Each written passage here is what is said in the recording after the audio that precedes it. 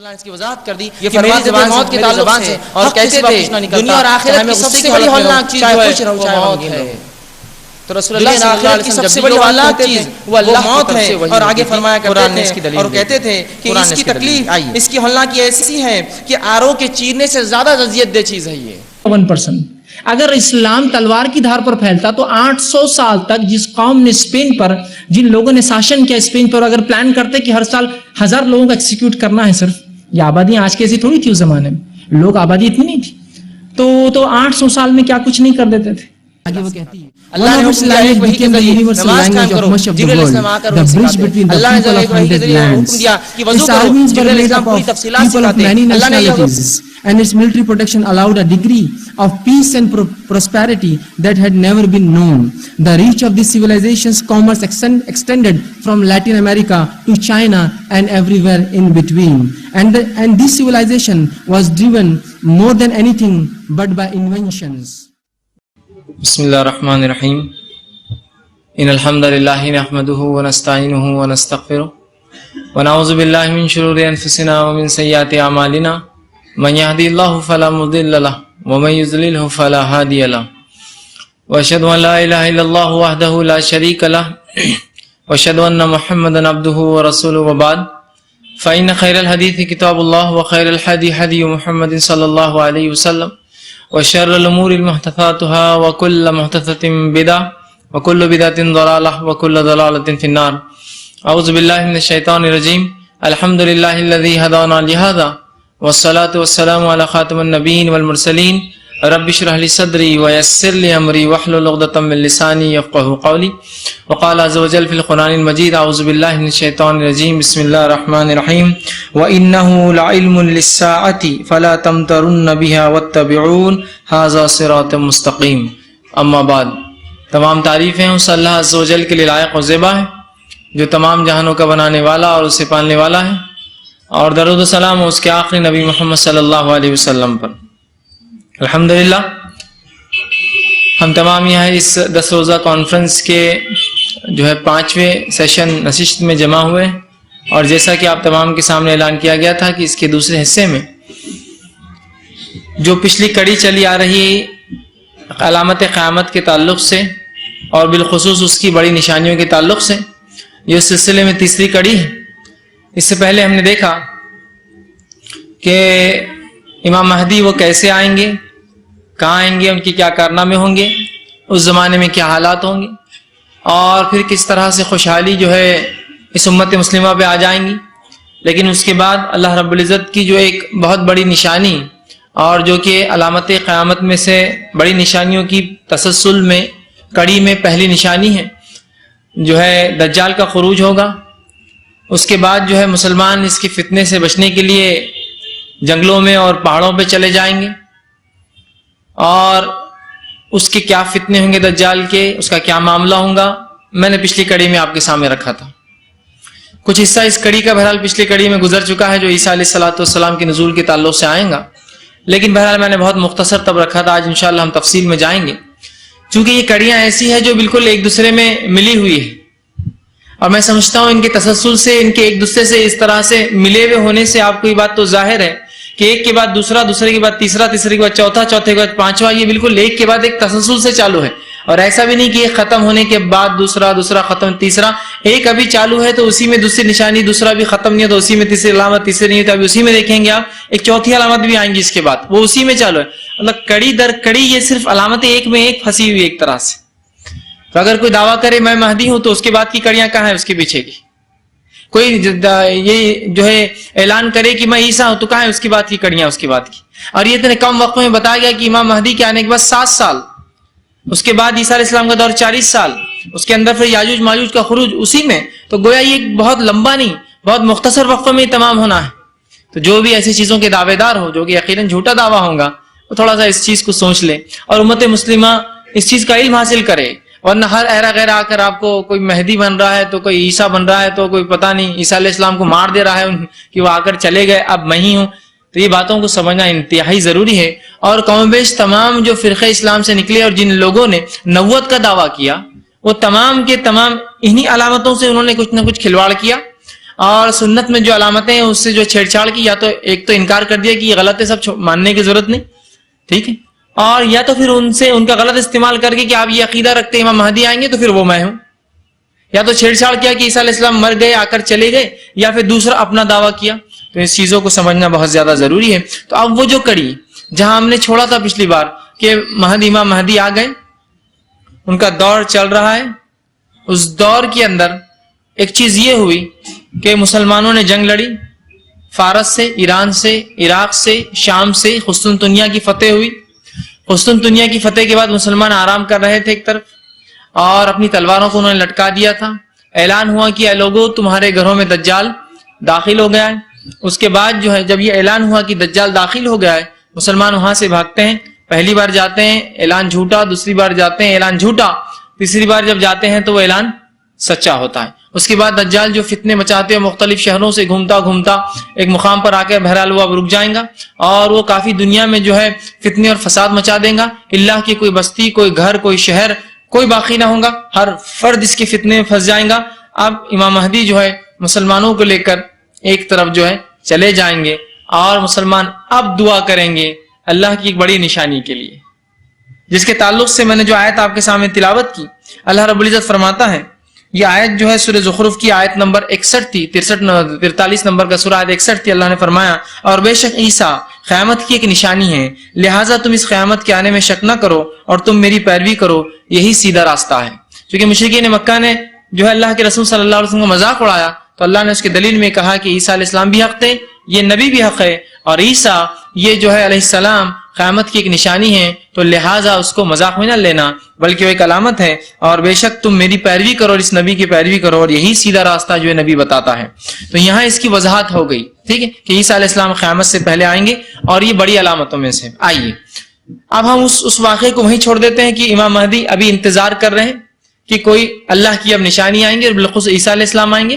اب ایک دوسری کڑی ہم جو ہے اس کو پھر شروعات سے دیکھیں گے کہ عیسیٰ علیہ الصلوۃ والسلام، ان کا واقعہ، ان کے حالات وہ کیسے آئیں گے. پھر ہم اس کڑی کو لے جا کر اس واقعے کے وہاں جوڑ دیں گے کہ عیسیٰ علیہ السلام جب آ رہے ہیں تو امام مہدی انتظار کر رہے ہیں، ٹھیک ہے. تو اس واقعے کو ہم وہاں چھوڑتے ہیں. عیسیٰ علیہ السلام کی طرف ہم پھر سے آتے ہیں. عیسیٰ علیہ السلام کے تعلق سے میں سمجھتا ہوں آپ سب جانتے ہیں، یہ اللہ کے ایک برگزیدہ نبی تھے. اولو العزم انبیاء جو 5 گزرے ہیں، نوح علیہ السلام، ابراہیم علیہ السلام، موسیٰ علیہ السلام، عیسیٰ علیہ السلام اور محمد صلی اللہ علیہ وسلم، یہ 5 برگزیدہ انبیاء گزرے، یاد رکھیے، ٹھیک. تو ان 5 میں سے یہ ایک ہے. نبی اکرم صلی اللہ علیہ وسلم سے پہلے یہی نبی تھے، یاد رکھیے. مطلب یہ جو ہے سیکنڈ، جس کو کہیں گے آخری سے ایک پہلے نبی ہے. آپ صلی اللہ علیہ وسلم نے فرمایا کہ مجھ سے پہلے عیسیٰ تھے اور ہم دونوں کے بیچ میں کوئی نبی نہیں تھے. اور ایک روایت نے فرمایا کہ میں اپنے باپ ابراہیم کی دعا اور عیسیٰ کی بشارت کا نتیجہ ہوں، اور مجھ سے پہلے عیسیٰ گزرے ہیں. تو یہ آپ صلی اللہ علیہ وسلم سے پہلے سیکنڈ لاسٹ، جس کو کہتے ہیں کہ آخری سے پہلے ایک نبی تھے. اور اللہ رب العزت نے ان کو بنی اسرائیل کا ایک نشانی بنایا تھا. ان کو اللہ رب العزت نے مریم علیہ الصلوۃ والسلام سے بنا باپ کے، بنا شوہر کے، عیسیٰ علیہ السلام کو بنا باپ کے پیدا کیا. مریم علیہ السلام کو کوئی شوہر نہ تھا. تو یہ اللہ کی ایک علامت ہے. اس کے بعد انہوں نے جو ہے بچپن میں جو ہے اپنے جھولے میں سے، پالنے میں سے، اپنی ماں کی گود سے بات کی، جبکہ عموماً اس عمر میں بچے بات نہیں کرتے. جب مریم علیہ السلام کو اولاد پیدا ہو گئی، جب لوگوں نے دیکھا کہ مریم ایک بچے کو لے کر آئی ہے جبکہ اس کی شادی نہیں ہوئی ہے، تو مریم علیہ السلام نے جو اس بچے کی طرف اشارہ کیا جیسا اللہ نے بتایا تھا، اور وہ بچے نے کہا کہ میں انی عبداللہ، میں اللہ کا بندہ ہوں، اور جو ہے فلاں فلاں چیزیں اور آگے کی باتیں بتائی. لوگ سمجھ گئی اللہ کی نشانی ہے. بنی اسرائیل نے ان کو نبی، بہرحال بعد میں آخر میں سب نے تو نہیں، کچھ لوگوں نے بہرحال تسلیم کیا. اس کے بعد ہوا یوں کہ یہودیوں نے عیسیٰ علیہ الصلوۃ والسلام کو، چونکہ ان کو ان کی بات پسند نہ آئی، اور انہوں نے اس سے پہلے کئی انبیاءوں کا قتل کر چکے تھے، انہیں لگا کہ اب اس شخص کو اگر خاموش بٹھانا ہے تو راستہ ایک ہے کہ انہیں قتل کر دیا جائے. لیکن اللہ رب العزت کو ان کے اس مکر کو، اس فریب کو جو ہے ان سے دور رکھنا تھا. اللہ رب العزت نے عیسیٰ علیہ السلام کی شباہت ایک شخص میں دے دی، اور جب انہوں نے ان کو گرفتار کیا رومیوں کے ذریعے، رومیوں کی مدد سے، چونکہ اس زمانے میں حکومت رومیوں کی تھی، یہودی ان کے ماتحت تھے. جب رومیوں کی مدد سے عیسیٰ علیہ السلام کو گرفتار کیا، سولی پہ چڑھانا چاہا، اللہ نے عیسیٰ علیہ السلام کو بررفع اللہ الیہ، اللہ نے اپنے طرف عیسیٰ علیہ السلام کو اٹھا لیا، اور اس کے بدلے ایک شخص میں وہ چھوی دے دی، وہ شکل دے دی، اور وہ شخص عیسیٰ علیہ السلام جیسا ہو گیا. لوگوں نے اسے اٹھایا، یہودیوں نے اسے اٹھایا، لے گئے اور لے جا کر سولی پہ چڑھا دیا، اور یہ سمجھا کہ ہم نے عیسیٰ علیہ السلام کو مار دیا. اللہ نے اعلان کیا اور قرآن میں کہا سورہ انعام سورہ نمبر 6 آیت 154 میں وما قتلوه وما صلبوه ولكن شبه لهم، نہ انہوں نے اسے قتل کیا نہ اسے صلیب دی، انہیں تو ایسا لگا کہ ایسا ہوا نہیں ایسا کچھ بھی، انہیں لگا کہ انہوں نے عیسیٰ کے ساتھ یہ کیا، لیکن اللہ نے کہا وما قتلوه وما صلبوه، ایک دم واضح الفاظ، نہ انہوں نے اسے قتل کر سکے نہ انہوں نے اسے صلیب دی، لیکن ایسا انہیں گمان ہوا، ایسا انہیں وہم ہوا، ایسا انہیں شک ہوا، ایسا انہیں دکھلایا گیا، تو اللہ نے ان کو اٹھا لیا اور اپنی طرف آسمانوں میں بلا لیا۔ اس کے بعد عیسیٰ علیہ الصلوۃ والسلام آسمانوں میں بہر اللہ کے پاس ہیں اور قیامت سے پہلے وہ اتریں گے۔ اب عیسیٰ علیہ السلام کو مسیح بھی کہا جاتا ہے۔ اس کی کیا وجہ ہے کہ آپ کو مسیح کہا جاتا ہے؟ مسیح اس لیے آپ کو کہا جاتا ہے کہ آپ کو اللہ رب العزت نے ایک صفت دی تھی جب وہ زندگی میں تھے یا اس دنیا کی زندگی میں تھے، تو ایک صفت دی تھی اور زندہ بھی اٹھا لیے گئے، تو اس زندگی کے اندر آپ جب لوگوں پر ہاتھ پھیرتے تو ان کی بیماریوں کو اللہ رب العزت تبدیل کر دیتا، ان کو شفا دے دیتا۔ جیسے کہ مادرزاد اندھے کی آنکھ پر ہاتھ پھیرتے، جو ماں پیٹ سے اندھا ہوتا اس کو آنکھیں آ جاتی، وہ شخص کو ہوتا جس کو کوڑ ہو جاتا، وہ اس کے جسم پر ہاتھ پھیرتے اس کا وہ مرض چلا جاتا۔ تو مختلف بہرے اللہ رب العزت نے ان کے ہاتھ کے ذریعے وہ پرندہ بناتے، اس پر ہاتھ پھیرتے تو وہ اڑنے لگ جاتا، ٹھیک ہے۔ تو اس طرح کے جو ہے معجزات آپ کے ذریعے کیے، اس وجہ سے آپ کو مسیح بھی کہا جاتا ہے، ٹھیک ہے، انگلش میں مسایا بولتے ہیں یا مسیح، ٹھیک۔ اسی طرح یہود نے عیسیٰ علیہ السلام کو نہ قتل کیا نہ ان کو صلیب دی، ان کو ایسا لگا کہ ایسا ہوا۔ اب ایک چیز جو ہوتی ہے، ایک سوال جو ہوتا ہے کہ عیسیٰ علیہ السلام اور دیگر انبیاء کی زندگی میں کیا فرق ہے؟ کچھ لوگ یہ تصور کرتے ہیں کہ اللہ کی طرف عیسیٰ علیہ السلام کا اٹھانا بھی ویسا ہی اٹھانا ہے جیسا دیگر انبیاء کو اللہ نے موت کے بعد اٹھایا۔ اب بات سمجھ، اس لیے میں یہ فرق رکھ رہا ہوں کہ عیسیٰ علیہ السلام کے اٹھائے جانے میں اور دیگر انبیاء بھی تو موت کے بعد اٹھائے جاتے ہیں نا، سب کو آسمانوں پہ لے جایا جاتا ہے، تو دونوں میں فرق کیا ہے؟ تو یاد رکھیے عیسیٰ علیہ السلام بنا موت کے اٹھا لیے گئے اپنے جسم اور اپنی روح کے ساتھ۔ عیسیٰ علیہ السلام اللہ نے سیدھے اٹھا لیا اپنے جسم اور ان کی روح کے ساتھ۔ دیگر انبیاء جو اٹھائے جاتے ہیں ان کا جسم ہی رہتا ہے، صرف روح نکالی جاتی ہے۔ عیسیٰ علیہ السلام دونوں کے ساتھ ہیں، جسم اور روح دونوں کے ساتھ۔ دوسرا، تمام انبیاء جن کو اٹھایا گیا، جو موت کے بعد سب کو سکرات ہوئی، سب کو موت آئی، اور موت کے بعد انہیں عالم برزخ میں ان کی روحیں ہیں، اور جو کچھ بہرحال وہ کر رہی ہے وہ عالم برزخ میں خاص مقام پر ہے۔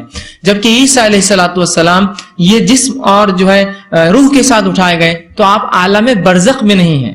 یاد رکھیے یہ فرق ہے دیگر انبیاء میں اور عیسیٰ علیہ السلام میں۔ اسی لیے وہ واپس دنیا میں آئیں گے، اپنی بقیہ زندگی گزاریں گے، پھر طبعی موت جیسے آتی ہے انسانوں کو، آپ کا انتقال ہوگا اور پھر آپ پھر اٹھائے جائیں گے وہ روح کے اعتبار سے، لیکن ابھی آپ جسم اور روح دونوں کے ساتھ اللہ رب العزت کے پاس جو ہے موجود ہے۔ کیسے اور کیا اس کے تعلق سے ہم سمجھ نہیں سکتے، اس لیے کہ وہ غائب کی زندگی ہے، لیکن اصحاب کہف سے کچھ نصیحت لے سکتے ہیں کہ جب اللہ نے ان کو دنیا میں انسانیت کے لیے گواہ بنایا کہ 300 یا 309 سال یا اس سے زائد یا اس سے کم وہ سوتے رہے، تو وہ کیسے اٹھ کر آئے؟ تو اللہ کے لیے کیا ناممکن ہے کہ جب دنیا میں لوگوں کو 100 300 سال سلا کے اللہ اٹھا کر واپس لا سکتا ہے، تو اللہ کے لیے کیا ناممکن ہے کہ وہ عیسیٰ علیہ السلام اپنے نبی کو اٹھا لے اور قیامت سے پہلے پھر لا لے؟ تو سمجھنے کے لیے ہو سکتا ہے، یا عام سمجھ کے لیے کہ ہم نیند لگتی ہے سو جاتے ہیں، اس کے بعد پھر اٹھ جاتے ہیں، سمجھے آپ کو پتا چلتا ہے اس حالت میں کیا ہوا کیا گزرا، ممکن نہیں ہوتا ہے۔ بس اسی طرح کچھ حالت رہی ہوں گی، آپ کو اٹھا لیا گیا، آپ کیا کرتے ہوں گے، کیا معاملہ ہوگا، واللہ عالم، یہ غائب کا معاملہ ہے، اس معاملے میں اپنا منہ بند رکھتے ہیں، ٹھیک۔ تو اللہ رب العزت نے ان کو اٹھا لیا۔ اب عیسیٰ علیہ السلام دنیا میں آئیں گے، اس کی دلیل قرآن نے بھی دی، اور اس کی دلیل جو ہے احادیث رسول میں ہی موجود ہے۔ یہ میں اس لیے کہہ رہا ہوں، اس لیے کہ بہت سے لوگ اس کے دعوے دار تھے کہ عیسیٰ علیہ السلام مر چکے ہیں، اس لیے کہ ان کو یہ ثابت کرنا تھا عیسیٰ مر چکے، اور اپنے جھوٹے دعوے پھر ثابت کرنا تھا کہ میں ہی فلاں ہوں اور میں ہی فلاں ہوں، ٹھیک ہے۔ تو مختلف باتیں لوگ کہتے ہیں کہ عیسیٰ علیہ السلام، جیسے کہ عیسائیوں نے کہا کہ عیسیٰ علیہ السلام واپس آئے اور پھر 3 دن دنیا میں رہے، موت کے بعد پھر اٹھے، 3 دن دنیا میں رہے، اور اللہ نے پھر اپنے طرف پھر ان کو اٹھا لیا اوپر آسمان، مطلب موت آ گئی دنیا میں، پھر وہ اٹھے 3 دن بعد، پھر اللہ نے وہ دن دنیا میں گھومے کچھ دن، اور پھر اللہ نے اٹھا لیا۔ دوسرا، کچھ لوگوں نے یہ کہا نہیں عیسیٰ علیہ السلام دنیا میں اٹھے نہیں، پھر وہ وہاں سے بھاگ گئے، یہودیوں کے فتنے سے بچنے کے لیے مختلف مقامات سے بھاگتے ہوئے وہ کشمیر آ گئے، پھر کشمیر میں آ کے انہوں نے دعوت و تبلیغ کا کام کیا، اور پھر طبعی موت آ کے ان کا تدفین ہوئے، اور وہاں ان کی جو ہے مختلف ناموں سے، بہرحال فلاں نام سے ان کی خبر ہے، اس طرح کی۔ یہ دعوے سب بے بنیاد، یہ دعوے سب جھوٹے ہیں، اس لیے کہ عیسیٰ علیہ السلام یہ قیامت کی ایک علامت ہے، اور یقیناً یہ علامتیں ایک کے بعد ایک کڑی در کڑی آنے والے ہیں، ٹھیک ہے۔ تو عیسیٰ علیہ السلام نہ مرے نہ دنیا میں اس کے بعد آئے، اللہ نے جو ان کو پہلی بار اٹھایا وہ اللہ رب العزت کے پاس ہی ہے۔ اس تعلق سے عبداللہ ابن عباس رضی اللہ عنہ اس آیت کی تفسیر جو سورہ زخرف سورہ نمبر 43 آیت نمبر 61 میں نے آپ کے سامنے تلاوت کی تھی خطبے میں، اس کے تعلق سے فرماتے اور کہتے ہیں وَإِنَّهُ لَعِلْمٌ لِلسَّاعَةِ، اس کے تعلق سے وہ کہتے ہیں عبداللہ ابن عباس رضی اللہ عنہ، یعنی عیسیٰ علیہ السلام قیامت سے پہلے تشریف لانا ایک قیامت کی نشانی ہے، تو وہ پھر آئیں گے اور اس کے بعد جو ہے وہ ایک نشانی بن کر آئیں گے قیامت۔ اسی طرح امام طبری اپنی تفسیر طبری میں لکھتے ہیں اس آیت کی تفسیر میں اور کہتے ہیں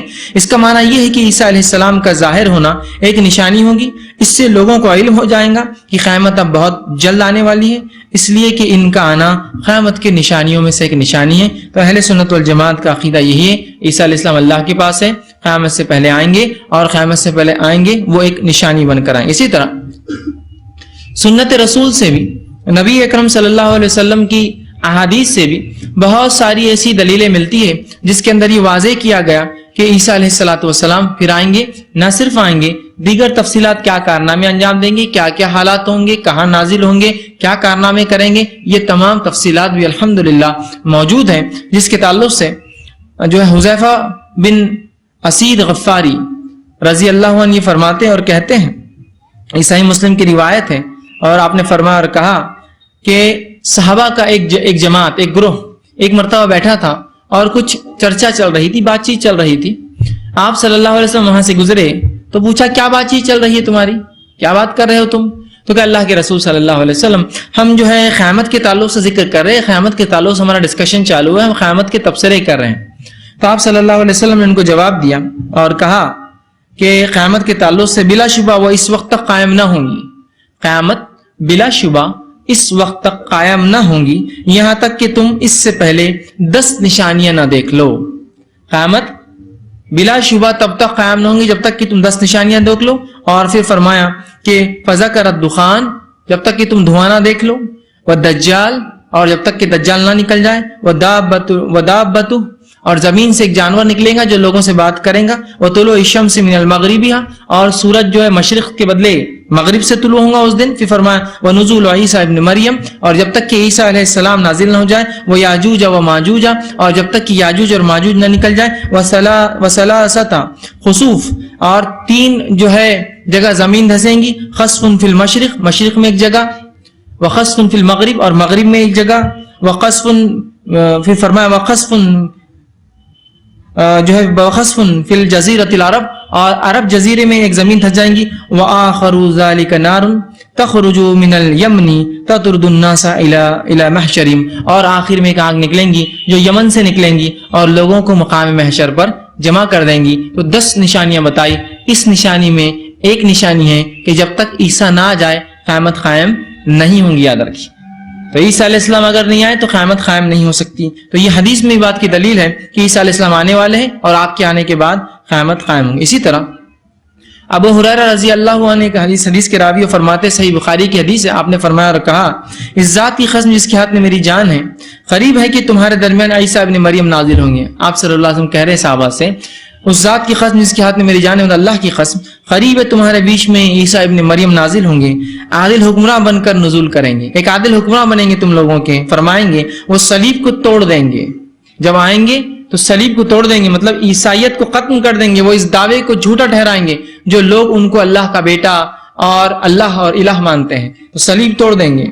اور اس کے بعد وہ فرماتے ہیں خنزیر کو قتل کر دیں گے، مطلب نجس اور گندگی ختم ہو جائیں گی، اور جزیہ کو ختم کر دیں گے، مطلب اسلام ہی ایک واحد دین ہوگا دنیا میں، جزیہ کوئی دینے والا نہ ہوگا، جزیہ ختم کر دیں گے۔ اس وقت مال کی اس قدر کثرت ہوگی کہ کوئی شخص قبول ہی نہیں کرے گا، لوگ دینے نکلیں گے، کوئی لینے والا نہ ہوگا۔ اس زمانے میں ایک سجدہ دنیا اور اس کے تمام خزانوں سے زیادہ قیمتی ہوگا، مطلب لوگ اتنے بے نیاز ہو جائیں گے مال و دولت سے کہ ان کو عبادتیں زیادہ محبوب ہوں گی، اگر آپ دنیا کا سب کچھ بھی دیتے ہو کہیں گے ضرورت نہیں، ایک سجدہ کافی ہے ہمارے لیے، اتنے دنیا میں لوگ بے نیاز، مطلب عیسیٰ علیہ السلام آئیں گے، جب آئیں گے تو اس طرح کے حالات دنیا کے ہو جائیں گے۔ اسی طرح جابر رضی اللہ عنہ فرماتے ہیں، آپ صلی اللہ علیہ وسلم فرمایا، صحیح مسلم کی روایت، آپ نے فرمایا عیسیٰ ابن مریم نازل ہوں گے اور مسلمانوں کے امیر ان سے کہیں گے آئیے ہمیں نماز پڑھائیے، یہ وہی معاملہ ہے، وہ امام مہدی والا معاملہ ہے، آئیے نماز پڑھائیے، مگر عیسیٰ علیہ السلام کہیں گے نہیں، تم خود ہی ایک دوسرے کے امام ہو، اللہ تعالیٰ نے اس امت کو یہ عزت بخشی ہے۔ مطلب عیسیٰ علیہ السلام قبول نہیں کریں گے امامت، کہیں گے اقامت تمہارے لیے دی گئی، تم ہی نماز پڑھاؤ، اور آپ جو ہے پیچھے نماز پڑھیں گے. تو اس حدیث میں بھی عیسیٰ علیہ السلام آئیں گے اور امت مسلمہ کے ایک فرد بنیں گے اور امت مسلمہ کے امام کے پیچھے مسلمانوں کے پیچھے نماز پڑھیں گے. اسی طرح ابو سعید خدری رضی اللہ عنہ فرماتے ہیں آپ صلی اللہ علیہ وسلم فرمایا, یہ بھی صحیح مسلم کی روایت ہے, آپ فرمایا عیسیٰ ابن مریم جس امام کے پیچھے نماز پڑھیں گے وہ تمہیں میں سے ہوں گا, مسلمانوں میں سے ہوں گا. ٹھیک. تو عیسیٰ علیہ السلام کے تعلق سے یہ حدیث متواتر سند تک پہنچتی بہت زیادہ. میں یہ اس لیے کہہ رہا ہوں کہ بہت سارے لوگوں نے وہ گمراہ فرقوں کو دیکھا جن لوگوں نے مہدیت کا اور عیسیٰ ہونے کا دعویٰ کیا, تو انہوں نے سوچا کہ ہم یہ جو صحیح حدیث ہے ان کا بھی انکار کر دیں ورنہ اس کے اقرار کے چکر میں یہ فرقوں کو تقویت مل جائیں گی. تو کیا اگر کچھ گمراہ کن لوگ کتاب و سنت کی صحیح بات لے کر اپنے آپ کو ثابت کرے تو کیا ہم کتاب و سنت چھوڑ دیں گے؟ سمجھ رہے آپ بات کو؟ بہت سے لوگ ہوتا ہے وہ بھی تو وہ کام کرے ہم نہیں کریں گے. تو کیا کچھ لوگ اگر قرآن حدیث کے مطابق کوئی کام کرے تو کیا مسلمان وہ کام چھوڑ دیں گے؟ تو اگر کچھ گمراہ فرقوں نے قرآن و حدیث کی جو باتیں ہیں جو بتائی گئی عیسیٰ علیہ السلام یا امام مہدی کے تعلق سے اس کا غلط مانا لیا تو کیا ہم صحیح معنی کو بھی چھوڑ دیں گے؟ تو یہ اختیار میں یہ روش بہت لوگوں نے اختیار کی, اور بہت سارے لوگ جو اپنے آپ کو اہل دانشور بڑا ہوشیار کہتے ہیں اور بڑا سمجھدار بتاتے ہیں وہ بھی انکار کرتے ہیں عیسیٰ علیہ السلام کے آنے کا, وہ بھی انکار کرتے امام مہدی کا, وہ بھی انکار کرتے دجال کا اور بڑی صفتوں کو, جبکہ یہ حدیث متواتر سند تک پہنچتی ہے اور صحیحین میں یہ روایتیں موجود ہیں اور دیگر سنن کی کتابوں میں یہ روایتیں موجود ہیں. تو ان روایتوں میں سمجھتا ہوں واضح عیسیٰ علیہ السلام دنیا میں آئیں گے. اسی طرح عیسیٰ علیہ السلام جب آئیں گے, جب نازل ہوں گے, دنیا کے کیا حالات ہوں گے؟ آئیں گے اس کی دلیل نام کی وجہ ہم نے دیکھی, اللہ نے اٹھانے کی حکمت ہم نے دیکھی. اب آئیں گے نازل ہوں گے تو دنیا کی کیا حالات ہوں گے؟ تو آئیے وہ روایت میں نے آپ کے سامنے جو رکھی تھی پھر دوہرا دیتا ہوں کہ مسلمان جو ہے ایران سے لڑیں گے وہ جیت جائیں گے, عراق میں جاؤں گے جیت جائیں گے, شام میں جاؤں گے جیت جائیں گے, وہ قسطنطنیہ سے لڑیں گے اور وہاں بھی اللہ انہیں فتح دیں گا. اور اللہ کے رسول صلی اللہ علیہ وسلم فرماتے ہیں وہ فتح ایسی نہیں ملیں گی, مسلمان خوب لڑیں گے لیکن وہ قلعہ فتح نہ ہوں گا. اس کے بعد ایک مسلمان فوجی نکلیں گا اور آگے جو ہے لا الہ الا اللہ کہہ کر اپنے ہتھیار چھوڑیں گا, ہتھیار داغیں گا. وہ ہتھیار جب وہ اس کلمے کے ساتھ پڑھیں گا اور اللہ اکبر کہیں گا, دشمن کا پورا قلعہ جو ہے اس کلمے کی وجہ سے ڈھہ جائیں گا. تو اللہ کی حمد و ثنا, اللہ کی کبریائی بنیاد بنے گی مسلمانوں کی جیت کی. اور یہ بات ہمیشہ یاد رکھی, اللہ رب العزت نے اس امت کو کبھی فتح ہتھیاروں کی بنیاد پر نہیں دی, امت کو فتح ان کی عقیدے کی بنیاد پہ میری حلوار. ہمیشہ یاد رکھی, پہلی جنگ سے لے کر قیامت تک یہی وجہ رہیں گی. جو لوگ یہ سوچتے ہیں کہ نہیں اس کے لیے تو وجوہات ہتھیار اور فلاں ہیں, یہ سب باتیں ہیں. آپ فرماتے ہیں کہ خوب لڑیں گے, وہ قلعہ فتح نہ ہوں گا. اللہ کی پھر ایک مسلمان نوجوان لا الہ الا اللہ کہہ کر جب ہتھیار چلائیں گا تو وہ قلعہ اس کلمے کی بنیاد پر ڈھہ جائیں گے, یاد رکھیے. اس کے بعد جو ہے مسلمان جو ہے اپنے گھروں کی طرف جا رہے ہوں گے, دجال کی خبر سنیں گے اور دجال کا عظیم فتنہ ان کے گھروں میں بہرحال شروع ہو چکا ہوگا. تو دجال آیا ہوگا جب عیسیٰ علیہ السلام کے نزول ہونے سے پہلے دجال دنیا موجود ہوگا. اسی طرح مصنف عبد الرزاق کی ایک روایت ہے, طویل روایت ہے, بہت تفصیل میں ہے. اس میں آتا ہے کہ آپ صلی اللہ علیہ وسلم فرمایا دجال مدینہ کے قریب ایک شوریلی زمین, ایک بنجر زمین کے قریب جو ہے پڑاؤ ڈالیں گا. مدینہ کے اندر داخل ہونا اس کے لیے ممنوع ہوگا, حرام ہوگا. مدینہ اپنے رہنے والوں کو زلزلے کا ایک جھٹکا دے گا جس سے ہر منافق اور عورت اور مرد وہاں سے نکل کر چلے جائیں گے, دجال کی فوج میں شامل ہو جائیں گے. پھر دجال شام کی طرف رخ کر لے گا اور اس کے بعض پہاڑوں کے پاس ٹھہر کر ان کا محاصرہ کر لیں گا. اور پھر دجال نکلیں گا, شام کی طرف جائیں گا اور شام کے پہاڑوں کو گھیر لیں گا. اس کا مطلب یہ ہے جو میں نے آپ سے کہا نا, امام مہدی جب دیکھیں گے دجال آ گیا اور وہ اس کے فتنے سے چونکہ نہیں لڑ سکتے تو وہ ایمان والوں کے لے کر پہاڑوں پہ بھاگ جائیں گے. مسلمان پہاڑوں پہ ہیں, اسی لیے دجال کیا کریں گا, پہاڑوں کا محاصرہ. مسلمان مختلف پہاڑوں پہ بسیرا کر کے رہے ہوں گے, اور چونکہ حدیث میں جب دجال کی خبر سنو تو بھاگ جاؤ, پہاڑوں پہ چلے جاؤ, وہ ایک بچنے کا راستہ ہے. تو یہ بھاگ جائیں گے تو وہ پہاڑوں کا محاصرہ کریں گا اور مختلف پہاڑوں پہ جہاں مسلمان پناہ گزیر ہوں گے وہ ان کو گھیرنا شروع کر دیں گا اس کی فوج کے ساتھ. اس کے بعد کچھ مسلمان جو شام کے ایک پہاڑی کی چوٹی پر موجود ہوں گے, دجال اس پہاڑ کے نیچے جا کر ان کا بھی محاصرہ کر لیں گا. جب یہ محاصرہ طویل ہو جائے گا, بہت دنوں تک وہ ان کو گھیرے رکھیں گا, تو مسلمان پکار کر, ایک مسلمان اپنے ساتھیوں کو پکار کر جو دوسرے پہاڑ پہ ہوں گے اور اس کے ساتھ ہوں گے, آواز دیں گا اور کہے گا اے مسلمانوں کی جماعت, تم کب تک اس حالت میں رہو گے, تم کب تک اس حالت میں رہو گے, یہاں اس کے اندر اور اسے گھیرے ہوئے رہوں گے. اللہ کا دشمن دجال تمہاری سرزمین پر ہے. اور وہ کہیں گا جو ڈیرا جما چکا ہے, تھوڑا باہر نکلو, تم دو بھلائیوں میں سے ایک ضرور پالو گے, باہر نکلو, ہمت کرو, دو بھلائیوں میں سے ایک پالو گے, یا تو فتح یا تو شہادت. دونوں میں سے کچھ ایک مل جائیں گی. پھر اس کے بعد تم غلبہ پالو گے یا پھر شہادت. وہ سب خلوص دل سے موت پر بیعت کر لیں گے. لوگ سمجھ جائیں گے کہ اب موت کے علاوہ تو کوئی حل نہیں, دجال سے لڑنا مذاق اور معمولی بات نہیں. لوگ موت پر بیعت مطلب دل میں سوچ لیں گے کہ اب تو مرنا ہے اپنے کو, اتر جاؤ. اس کے بعد وہ موت پر بیعت کر لیں گے. پھر ان پر ایسا اندھیرا چھا جائے گا کہ ایک انسان اپنی ہتھیلی نکالے گا لیکن کچھ دیکھ نہیں پائیں گا. جب مسلمان آگے بڑھیں گے, ہمت کریں گے, تو اندھیرا چھا جائے گا. کس وجہ سے ہم نہیں جانتے. رات ہو جائیں گی یا بادل آ جائیں گے, لیکن اندھیرا چھانے کا لفظ تبھی کہا جاتا ہے جب دن میں اندھیرا ہو جائے. رات تو فطری اندھیرا ہی ہوتا ہے. تو دن ہوگا اور اندھیرا چھا جائے گا اور بہت اندھیرا ہوگا اور ایک انسان اپنی ہتھیلی نکال کے دیکھنا چاہیں گا. اسی دوران اچانک عیسیٰ ابن مریم اتریں گے. اچانک عیسیٰ ابن مریم تشریف لے آئیں گے. مومنوں کی آنکھوں سے ظلمت جو ہے دور ہو جائیں گی, ہٹ جائیں گے, اندھیرا ختم ہو جائے گا. عیسیٰ ان کے درمیان موجود ہوں گے. انہوں نے جو ہے ایک زرہ ہوتا ہے نا جنگ میں جو پہن کے جاتے ہیں سیفٹی کے لیے, ایک زرہ پہنی ہوئی ہوں گے. لوگ کہیں گے اللہ کے بندے آپ کون ہیں. لوگ پوچھیں گے آپ کون ہیں. عیسیٰ علیہ السلام فرمائیں گے میں اللہ کا بندہ, اس کا رسول, اس کی طرف سے روح اور اس کا کلمہ عیسیٰ ابن مریم ہوں. اور پھر اس موقع پر عیسیٰ علیہ السلام مومنوں سے فرمائیں گے تم لوگ دجال سے نجات پانے کی 3 صورتوں میں سے ایک کو جو ہے سلیکٹ کر لو. پہلے دجال سے جیتنے کی 3 صورتوں میں سے کوئی ایک تم کو سلیکٹ کرنا ہوگی کہ ہم کیا کریں, فیوچر پلانز کیا ہو. پھر وہ کہیں گے تو ان سے اور فرمائیں گے تو جو ہے ایک کا انتخاب کر لو, جو پسند ہو مجھے بتا دو. پہلی یہ کہ اللہ تعالیٰ دجال پر, اس کے لشکر پر آسمان سے کوئی عذاب نازل کر دے. دوسری صورت یہ کہ اللہ انہیں زمین میں دھسا دے. تیسری صورت یہ کہ اللہ تمہارے ہتھیاروں کو ان پر مسلط کر دے اور ان کے ہتھیار تم سے روک لے. 3 صورتیں. ایک تو یا تو اللہ آسمان سے کچھ ایسا کر دے یا زمین میں دھسا دے, یا تیسرا ہم لڑنے جائیں گے, اللہ ہمارے ہتھیاروں میں طاقت دیں گا, ان کے ہتھیار برباد کر دیں گا. کیا کرنا ہے بولو. تو وہ کہیں گے اے اللہ کے نبی یہ تیسری صورت ہم کو پسند ہے کہ ہم ان سے لڑے, اس لیے کہ لڑنے سے ہم کو شہادت بھی مل سکتی ہے, لڑنے سے ہم مجاہدین میں آ جائیں گے. ہم لڑے اور ہمارے ہتھیار ان پہ غالب ہو جائے, ان کے ہتھیار بیکار ہو جائے. سب بڑھ کر اطمینان جو ہے بخش یہ جواب دیں گے. رسول اللہ صلی اللہ علیہ وسلم نے اپنی جو ہے بات جاری رکھتے ہوئے فرمایا اس حدیث میں, اس دن آپ دیکھیں گے کہ ایک عظیم الجشا جو ہے لمبا تڑنگا, بہت زیادہ کھانے پینے والا یہودی اس حالت سے دوچار ہو جائے گا کہ کپکپاہٹ کی وجہ سے اس کے ہاتھ میں تلوار سنبھل نہ رہی ہوں گی. مطلب دجال کے فوج میں اکثر یہودی ہوں گے. اس لیے آپ نے فرمایا کہ اس روز جو ایک یہودی جو خوب لمبا تڑنگا اونچا پورا ہوگا اور مسلمانوں سے لڑنے کے لیے دجال کی فوج میں آئیں گا, لیکن جو عیسیٰ علیہ السلام تیسرا آپشن جو پسند کیا تھا ان کے ہتھیار بیکار ہو جائے, تو آپ نے فرماتے اس یہودی ایک مضبوط انسان کے ہاتھ سے بھی ایسی کپکپاہٹ اللہ ان کے جسموں میں دے دیں گا کہ اس کپکپاہٹ سے اس کی تلوار اس کے ہاتھ سے گر جائیں گی اور پھر فرماتا تھامنے سے خاسر ہو جائیں گا. اہل ایمان دجال کی طرف اٹھ کھڑے ہوں گے اور اس پر فتح پا لیں گے. وہ جب ابن مریم کو دیکھیں گا تو سیسے کی مانند, ایک روایت میں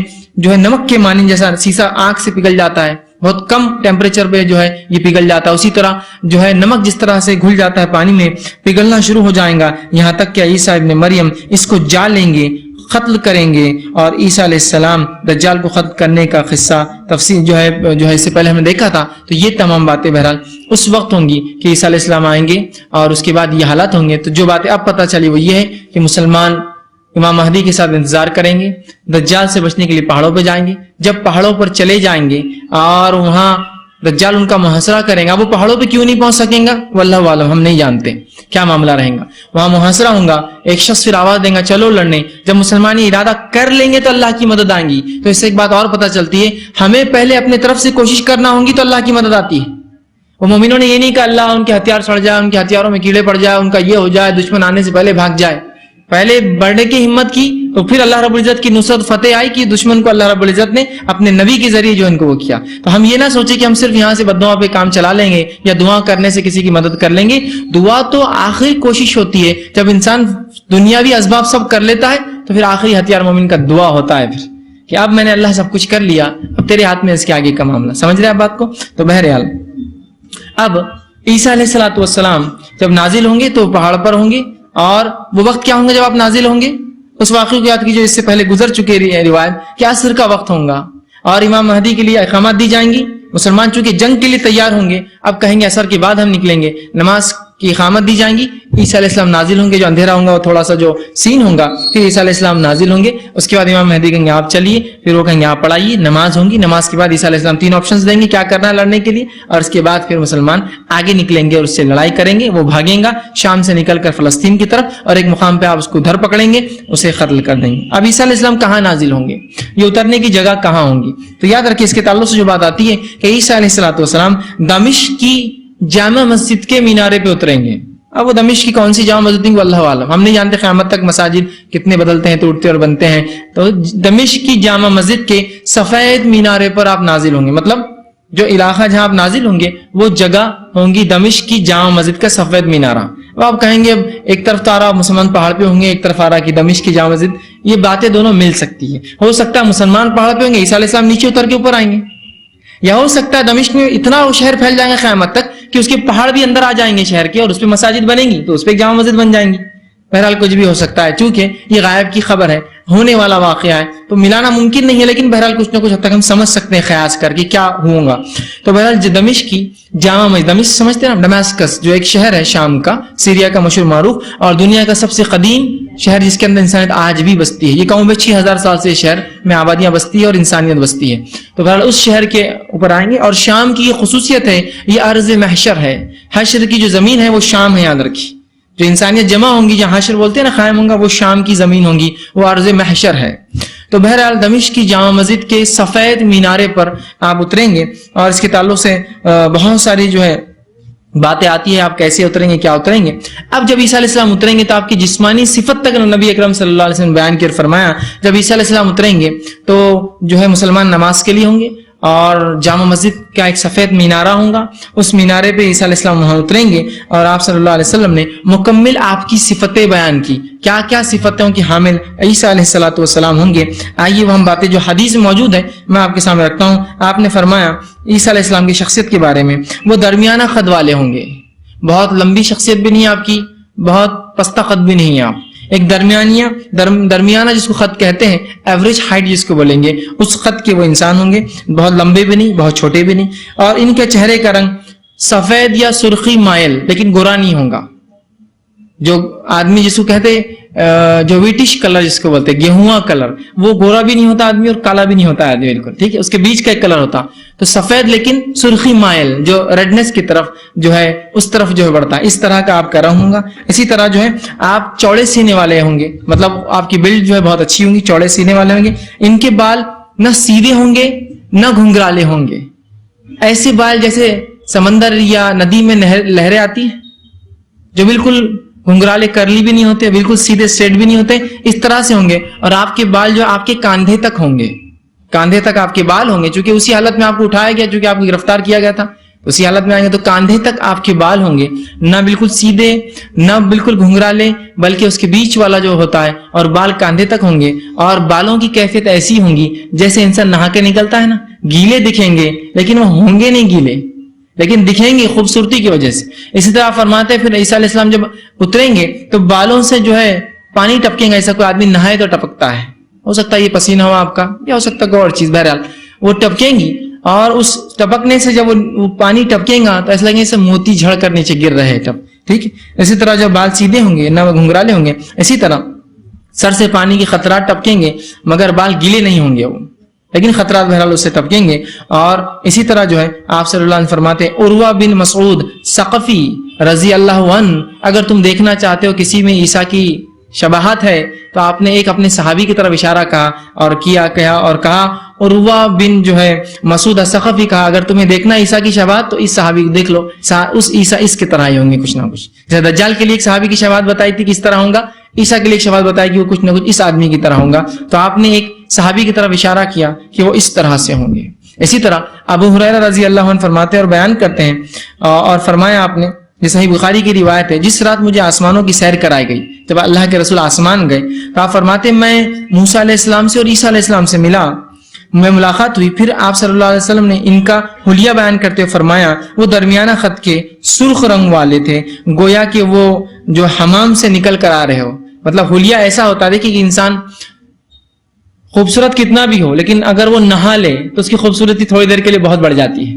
انسان نہا کے آئے تو کتنا فریش لگتا ہے, آپ اس سے اندازہ کر سکتے ہیں. آپ بولتے نہا کے آئے گا تو ٹھیک ہے, کسی بھی آدمی جو نہاتا دھوتا نہیں زیادہ, کبھی نہا لے تو خوبصورت دکھتا ہے نا آدمی, تو اسی طرح عیسیٰ علیہ السلام بھی جو ہے دکھیں گے, مطلب اتنے خوبصورت ہوں گے, ایسا عموماً آدمی نہا کے نکلے چاہے جتنا خوبصورت ہو وہ اور خوبصورت ہو جاتا ہے, تو اس طرح سے وہ اتنے فریش تھے. تو آپ نے کہا میں نے جب آسمانوں میں بھی دیکھا تو عیسیٰ علیہ السلام ایسے ہی فریش تھے ایک دم, جیسے ایک آدمی نہایا ہوا ہے, حالانکہ آپ نہائے ہوئے نہیں تھے یا آپ کے بال گیلے نہیں تھے, لیکن لگتے اس طرح سے تھے آپ فریش ایک دم.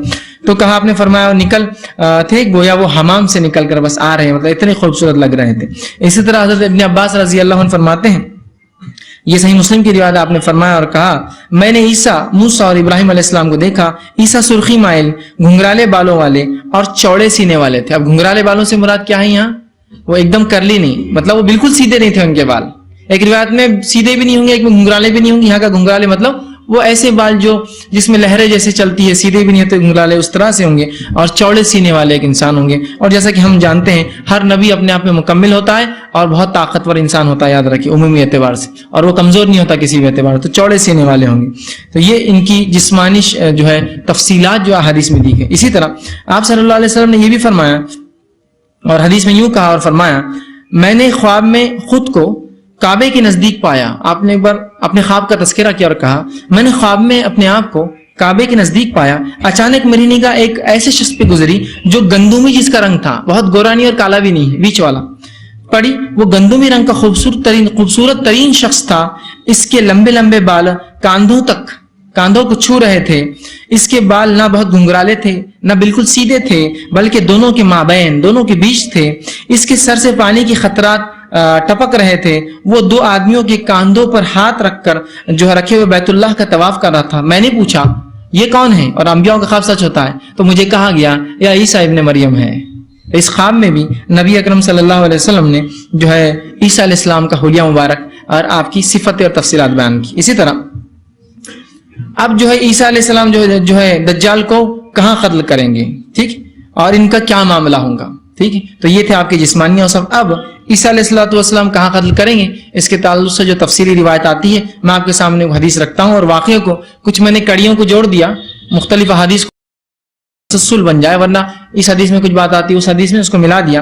بہرحال جو بات ملتی ہے جامع ترمذی کی ایک روایت, اس میں آپ صلی اللہ علیہ وسلم فرماتے ہیں اور کہتے ہیں کہ عیسیٰ علیہ السلام جب نازل ہوں گے مسلمانوں کو 3 آپشنز دیں گے, اور جب نازل ہوں گے اس کی کیفیت یہ بھی حدیث میں آتی ہے کہ آپ 2 فرشتوں کے کاندھوں پر ہاتھ رکھ کے دنیا میں آئیں گے. یاد رکھیے 2 فرشتے ہوں گے کاندھوں پر, اور ایک روایت میں یہ الفاظ ہے کہ آپ کے کپڑے زرد رنگ کے ہوں گے, جو آپ نے پہنے ہوں گے 2 کپڑے ہوں گے, ایک چادر نیچے ایک چادر اوپر, اور زرد رنگ, زرد سمجھتے ہیں نا, زعفرانی نہیں ہوتا, بیج کا ہوتا ہے, زرد رنگ کے آپ کپڑے ہوں گے جو ایک مخصوص گھاس سے اس زمانے میں دی جاتے تھے, ٹھیک ہے. تو ہو سکتا ہے یہ وہی لباس ہو جو آپ اٹھائے گا جس حالت میں ہو. اس زمانے میں لوگ 2 چادریں پہنتے تھے, نیچے ایک ہوتی ایک لمبی چادر ہوتی جو اوڑھ لیا کرتے. بہرحال جو بھی معاملہ ہو, آپ 2 فرشتوں کاندھوں پہ ہاتھ رکھ کے اتریں گے. مومنوں کی نماز عصر کا وقت ہوگا, عیسیٰ علیہ السلام نماز پڑھ کے 3 آپشنز دیں گے. اس کے بعد جو یہ ہوگا کہ عیسیٰ ابن مریم جو ہے فوج کو لے کر چلیں گے. دجال جو ہی ان کو دیکھیں گا دور پائیں گا. ایک روایت میں جب آپ نیچے نازل ہوں گے اتریں گے تو آپ کی جو سانس ہے, ہوا جو ہے, سانس جو ہے, اس کی خوشبو سے, جو آپ کی سانس سے جو ہوا نکلیں گی, تمام کافر مر جائیں گے اس خوشبو سے, اس ہوا سے مرنا شروع ہو جائیں گے. صحابہ نے پوچھا کہ کتنے دور تک مریں گے لوگ, مطلب یہ سانس کا اثر کہاں تک ہوگا آپ کی, تو کہا جہاں تک عیسیٰ کی نظر جائیں گی وہاں تک سانس کا اثر جائیں گا, اور وہاں تک کوئی بھی جو مسلمان نہیں ہے وہ بچ نہیں سکیں گا, سب مرنا شروع ہو جائیں گے. جب یہ کیفیت دیکھیں گا تو دجال بھاگنا شروع, اس لیے اس کی فوج چاہے جتنی بڑی ہوں گی. اب عیسیٰ علیہ السلام کی صرف سانس وہ تاثر اپنے اندر خصوصیت رکھتی ہے کہ ہر جو ہے انسان جو مسلم نہیں ہو مرنا شروع ہو جائیں گا, اور جو ہے دجال یہ دیکھ کر بھاگنے لگیں گا. آپ سے فرماتے ہیں عیسیٰ ابن مریم دجال کو باب لد میں قتل کریں گے. وہ ایک مقام, ایک شہر جو فلسطین کا معروف شہر آج بھی ہے, مقام لد جس کو کہتے ہیں, اس کے باب لد مطلب اس شہر کا کوئی گیٹ ہوگا, انٹرنس گیٹ ہوگا, ایگزٹ گیٹ ہوگا. باب لد مطلب لد کا جو ایک شہر کا گیٹ ہوگا, اس گیٹ کے اوپر اس کو پکڑ لیں گے, اور جیسے ہی دجال عیسیٰ علیہ السلام کو دیکھیں گا وہ پگھلنے لگ جائیں گا, چونکہ وہ ان کے سامنے ٹک نہیں سکیں گا, لیکن اس کے باوجود بھی عیسیٰ علیہ السلام آگے بڑھیں گے اور اسے قتل کریں گے. اسی طرح ابو ہریرہ رضی اللہ عنہ فرماتے ہیں ایک دوسری حدیث کے اندر, کافی طویل حدیث میں فرماتے ہیں اور کہتے ہیں کہ رسول اللہ صلی اللہ علیہ وسلم فرمایا مسلمان جنگ کی تیاری کر رہے ہوں گے, جب صفیں درست کر لیں گے تو نماز کا وقت ہو جائے گا. اس کے بعد عین اسی وقت حضرت عیسیٰ علیہ السلام نزول فرمائیں گے. اس کے بعد کہا ایک دوسری روایت میں ہے کہ حضرت عیسیٰ ابن مریم مشرقی دمشق میں سفید مینار کے قریب جو ہے دو رنگدار کپڑوں میں ملبوس، دو رنگدار کپڑے پہن کر دو فرشتوں کے پروں پر اپنی ہتھیلیاں رکھ کر رکھے ہوئے نزول فرمائیں گے. وہ جب سر جھکائیں گے تو اس سے پانی کے قطرے ٹپکیں گے، اور جب سر مبارک اٹھائیں گے تو اس سے پانی کے چمکدار قطرے موتیوں کے مانند ٹپکیں جھڑیں گے. جیسے ہی کوئی کافر حضرت عیسیٰ علیہ السلام کی سانس کی خوشبو پائیں گا وہ اسی وقت مر جائیں گا. ان کی سانس کی خوشبو اس حد تک جائیں گی جو ان کی نگاہ کی حد ہوں گی. جو ہے اسی طرح فرماتے ہیں نبی صلی اللہ علیہ وسلم آگے فرمائے. اور یہ بھی خبر کہ نزول عیسیٰ کے وقت مسلمان نماز کی تیاری کر چکے ہوں گے. ان کے قائد امام مہدی ہوں گے. امام مہدی نماز کے لیے آگے بڑھ رہے گے مصلی پر. اسی وقت عیسیٰ علیہ السلام نزول فرمائیں گے، لیکن وہ کہیں گے کہ آپ پڑھائیے، وہ کہیں گے نہیں آپ ہی آگے بڑھیے. اور اس کے بعد جو ہے عیسیٰ علیہ الصلوۃ والسلام جو ہے دجال آپ کو دیکھ کر بھاگیں گا، آپ باب لد پر اس کو جا کر پکڑیں گے اور وہاں پکڑ کر اسے جو ہے قتل کریں گے. اب جیسا کہ بہرحال ہم سب جانتے ہیں کہ جو لد جو شہر ہے وہ فلسطین کا ایک شہر ہے. آج بہرحال وہ جو ہے یہودیوں کی ایک بڑی بستی ہے، اور وہ ملٹری بیس اور ایئر فورس بیس جو ہے پورے اسرائیل کا باب لد میں ہے. گویا ان احادیث کو جو ہم لوگ پڑھتے جو اللہ کے رسول صلی اللہ علیہ وسلم کی پیشن گوئیاں ہیں، اس کی ایک عجیب بات ہے کہ جو حدیث رسول ہے اس کے منکر مسلمان ہیں. بہت سی بات دیکھا جاتا ہے حدیث رسولوں کے منکر ہم ہیں. ہو سکتا ہے اس میں یہودیوں کی چال بازیاں، ہو سکتا ہے ہماری غفلتیں ہوں، ہر بار ضروری کوئی چال بازی چلے ہمارے خلاف، ہماری غفلتیں بھی ہوں. لیکن یہ تعجب کی بات ہے کہ یہودی ان حدیثوں کو ہم سے زیادہ اچھے سمجھتے ہیں اور ہم سے زیادہ اچھا عمل کرتے ہیں اس پر، اس لیے کہ وہ اللہ کے رسول صلی اللہ علیہ وسلم کو ویسے ہی پہچانتے ہیں کما یعرفون ابناءکم، جیسے کہ اپنے اولاد اپنے بیٹوں کو پہچانتے ہیں. کہ اللہ کے رسول صلی اللہ علیہ وسلم کو یہودیوں نے بالکل ہبہو ایسا ہی پہچانا تھا جیسا کوئی انسان اپنے بیٹے کو، اگر کسی کا بیٹا ایک ہزاروں لاکھ کے مجمع بھی ہے تو بولتا ہے یہ میرا بیٹا ہے، پہچان لیتا ہے. ویسا تعارف تھا اللہ کے رسول کا ان کے پاس، لیکن اس کے بعد بھی انکار کیا. تو جانتے اس نبی کی بات حق ہے، تو اس بات کو سمجھتے بھی ہے. انکار کیا اپنے حسد کی بنیاد پر. حسد بہت بری چیز ہے، یاد رکھیے. صرف حسد کی بنیاد پر کہ نبی ہم میں کیوں نہیں آیا، یہ بنی اسرائیل میں نہیں آ کے اسماعیل میں کیوں آ گیا بنی، سمجھ رہے ہیں بات کا مطلب؟ یہودیوں میں نہ آ کے عربوں میں کیوں آیا، یہ ضد پہ صرف ایمان چھوڑ دیا. بہرحال تو آپ صلی اللہ علیہ وسلم مقام لطف پر تو یہودی بہرحال ہر انسان جو ہے ان کے عقائد کے اعتبار سے اپنے اپنے اعمال کرتا ہے، چونکہ ان کے نزدیک بھی ایک تصور ہے مسیح آنے کا. انشاءاللہ آخر میں یہودیوں کا مسیح اور عیسائیت کا مسیح دونوں رکھنے کی کوشش کروں گا. تو بہرحال ان کا مسیح جو آئے گا مقام لطف پر، ان کو لڑنے کے لیے تیار ہونا ہے اس کے لیے. اور اللہ کے رسول فرماتے ہیں کہ دجال وہیں جا کے مارا جائے گا عیسیٰ علیہ السلام کے ہاتھوں. تو ان کا مسیح وہ دجال ہے، ٹھیک ہے، جس کے لیے وہ انتظار کر رہے ہیں اور جس کے لیے بہرحال وہ تیاریاں کرتے ہیں. اس کے بعد عیسیٰ علیہ السلام آگے بڑھیں گے اور دجال پگھل رہا ہوں گا، لیکن پھر بھی وہ آگے جائیں گے، ایک نیزہ لیں گے اور نیزے سے مار دیں گے. اور نیزہ جب اٹھائیں گے تو اس پر خون ہوگا، مسلمانوں کو بتائیں گے تاکہ مسلمانوں کو تسلی ہو جائے دجال ختم ہو چکا ہے اور مر چکا ہے. اور اس کے بعد آپ صلی اللہ علیہ وسلم فرماتے ہیں باب لد جو ہے فلسطین میں اسے ماریں گے اور دجال خبیث نمک کی طرح پگھلیں گا. عیسیٰ علیہ السلام اسے پکڑ لیں گے اور نیزے سے موت کی گھاٹ اتار دیں گے. عیسیٰ علیہ السلام لوگوں کو دجال کا خون نیزے پر لگا ہوا بتائیں گے. پھر اللہ تعالیٰ یہود کو شکست اور ذلت دیں گا. گویا ان کی فوج میں اکثریت یہود کی ہوں گی. شکست اور ذلت سے دوچار کریں گا. اللہ تعالیٰ اپنی مخلوق میں سے ہر مخلوق کو گواہی بخش دیں گا. ہر مخلوق ہر چیز بات کریں گی، جھاڑ پہاڑ چرند پرند ہر چیز دیوار در سب بات کرنا شروع کر دیں گے. اور یہ بڑی نشانی اس لیے توبہ نہیں قبول ہوں گی، یاد رکھیے پہلی بات ہو چکی کہ بڑی نشانیوں کے آنے کے بعد توبہ نہیں ہوتی. تو ہر چیز بہرحال تو ہر چیز بات کریں گی، گویائی اللہ دے دیں گا. اور جو اللہ کے رسول صلی اللہ علیہ وسلم فرماتے ہیں قوت گویائی عطا فرمائیں گا جس کے پیچھے یہودی چھپیں گے. لوگ جب چھپیں گے تو پیچھے سے جو ہے وہ چیز کہیں گے مسلمان میرے پیچھے یہودی ہے، اس لیے کہ اللہ کے دشمن یہودی چونکہ اس کے دجال کی فوج میں ہوں گے اور ظاہر سے مسلمانوں کو نقصان پہنچانے کی نیت سے چونکہ ہاریں گے تو بھاگیں گے تتر بتر. جب باس مر جائیں گا ان کا جو لیڈر ختم ہو جائے گا تو بھاگیں گے اور چھپیں گے. تو ہر چیز بولیں گی اے مسلمان میرے پیچھے یہودی چھپا ہے، اے مسلمان پیچھے یہودی چھپا ہے. اور جو ہے سوائے اس کے کہ جو ہے غرقد ایک جھاڑ ہوتا ہے قسم کا، یہ جھاڑ جو ہے نہیں بولیں گا. سوائے اس کے ایک ایسا جھاڑ ہے جو اس کی گواہی نہیں دیں گا، باقی اس تمام چیزیں اس کی گواہی دیں گے. اور غرقد ایک چھوٹا سا جھاڑ ہوتا ہے کانٹے دار، یاد رکھیے بہت بڑا نہیں ہوتا ہے، چھوٹے چھوٹے جھاڑ ہوتے ہیں. اور اگر کبھی آپ نے مشاہدہ کیا ہو یا ٹی وی پہ آپ نے کبھی دیکھا ہو، وہ علاقہ جو فلسطین کا جس پر اسرائیل کا قبضہ ہے وہاں غرقد ہر جگہ لگے ہوتے ہیں، کیونکہ وہ جانتے ہیں کہ ہمارے چھپنے کے لیے ایک ہی سہارا ہوں گا آخرت سے پہلے. اس نبی کو دیکھیے کتنا اچھے سے وہ سمجھتے ہیں، اس کی پیشن گوئی ہم سے زیادہ سمجھتے ہیں وہ.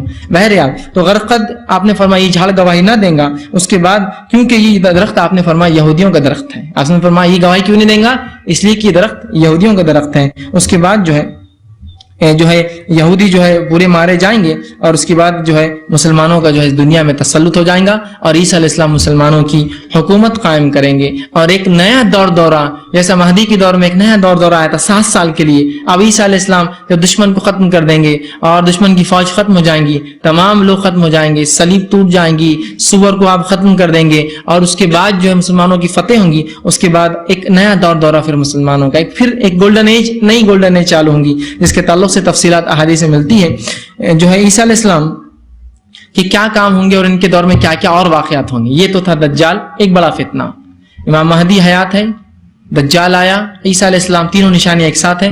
عیسیٰ علیہ السلام نے دجال کو قتل کیا. اب امام مہدی کے تعلق سے باتیں روایتوں میں نہیں آتی. اب عیسیٰ علیہ السلام کے تذکرے, ان کی حکمرانی, ان کی حکومت اور ان کے زندگی کتنی جئیں گے اور کیا کریں گے اس کا وقت آتا ہے. اور آپ صلی اللہ علیہ وسلم نے فرمایا, بہت تفصیلی روایتیں ہیں. آپ نے فرمایا, ابو ہریرہ رضی اللہ عنہ حدیث کے راوی ہے, صحیح بخاری کی حدیث ہے, آپ نے فرمایا, اس ذات کی قسم جس کے ہاتھ میں میری جان ہے, قریب ہے کہ تمہارے درمیان عیسیٰ ابن مریم عادل حکمراں بن کے نزول فرمائیں گے. وہ صلیب کو توڑ دیں گے, خنزیر کو قتل کر دیں گے, جزیہ ختم کر دیں گے اور کسی کافر سے جزیہ قبول, مطلب کافر بچیں گے ہی نہیں. تو یہ کارنامے آپ کے ہوں گے. دجال کو مارنے کے بعد صلیب کا توڑنا, مطلب عیسائیت کو بتا دیں گے کہ میں تم نے جو سوچا اللہ کا بیٹا اور اس خدا یا تین میں سے کوئی ایک نہیں ہوں, اور صلیب کو توڑنا یہ اس کی علامت ہوں گی. اور اس کے بعد خنزیر کو قتل کریں گے اور جزیہ ختم ہو جائے گا.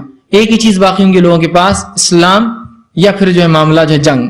اس کے علاوہ تو جزیہ ختم ہو جائے گا. اسی طرح جو ہے مسیح دجال کو قتل کریں گے, یہ آپ کا ایک کارنامہ ہوگا. اسی طرح مسند احمد کی ایک روایت ہے, اس میں آتا ہے, ابو ہریرہ رضی اللہ عنہ حدیث کے راوی وہ کہتے اور فرماتے ہیں, تمام انبیاء, آپ صلی اللہ علیہ وسلم فرمایا, تمام انبیاء جو ہے اللاتی بھائی ہوتے ہیں.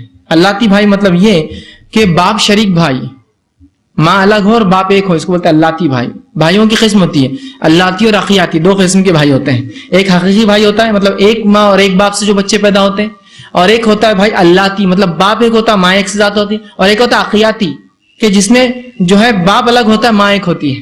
ایک بیوی نے کسی سے نکاح, ایک عورت نے نکاح کیا, اس کی طلاق کیا, اس کا شوہر مر جائے, دوسرے سے نکاح کرتی ہے, تو یہ بیٹے جو لاتی ہے اس کے بھی بیٹے ہوتے ہیں, لیکن وہ اخیاتی ہوتے ہیں. اور اگر باپ ایک ہو تو اللاتی ہوتے ہیں, اور نہ دونوں برابر تو اس کو ہوتے ہیں حقیقی بہن بھائی ہوتے ہیں. بہرحال تو آپ نے فرمایا ہم انبیاء اللاتی جو ہے بھائی ہوتے ہیں, مطلب ہمارا باپ ہے کہ مائیں الگ ہوتی ہے ہماری, مطلب مثال دینے کے لیے, سمجھانے کے لیے. ان کی مائیں الگ الگ ہیں مگر سب کا دین ایک ہے. پھر فرمایا, میں عیسیٰ ابن مریم سے سب سے زیادہ قریب ہوں کیونکہ میرے اور ان کے درمیان کوئی نبی نہیں. سیکنڈ لاسٹ میں نے اسی لیے کہا تھا, عیسیٰ علیہ السلام سب سے قریب آپ فرماتے میں ہوں, اس لیے کہ میرے اور عیسیٰ کے درمیان کوئی نبی نہیں ہے. وہ بلا شبہ نازل ہوں گے, جب انہیں دیکھو تو پہچان لینا. آپ نے فرمایا جب نازل ہوں گے, جب دیکھو تو پہچان لینا. اب کیسے پہچانیں گے ہم؟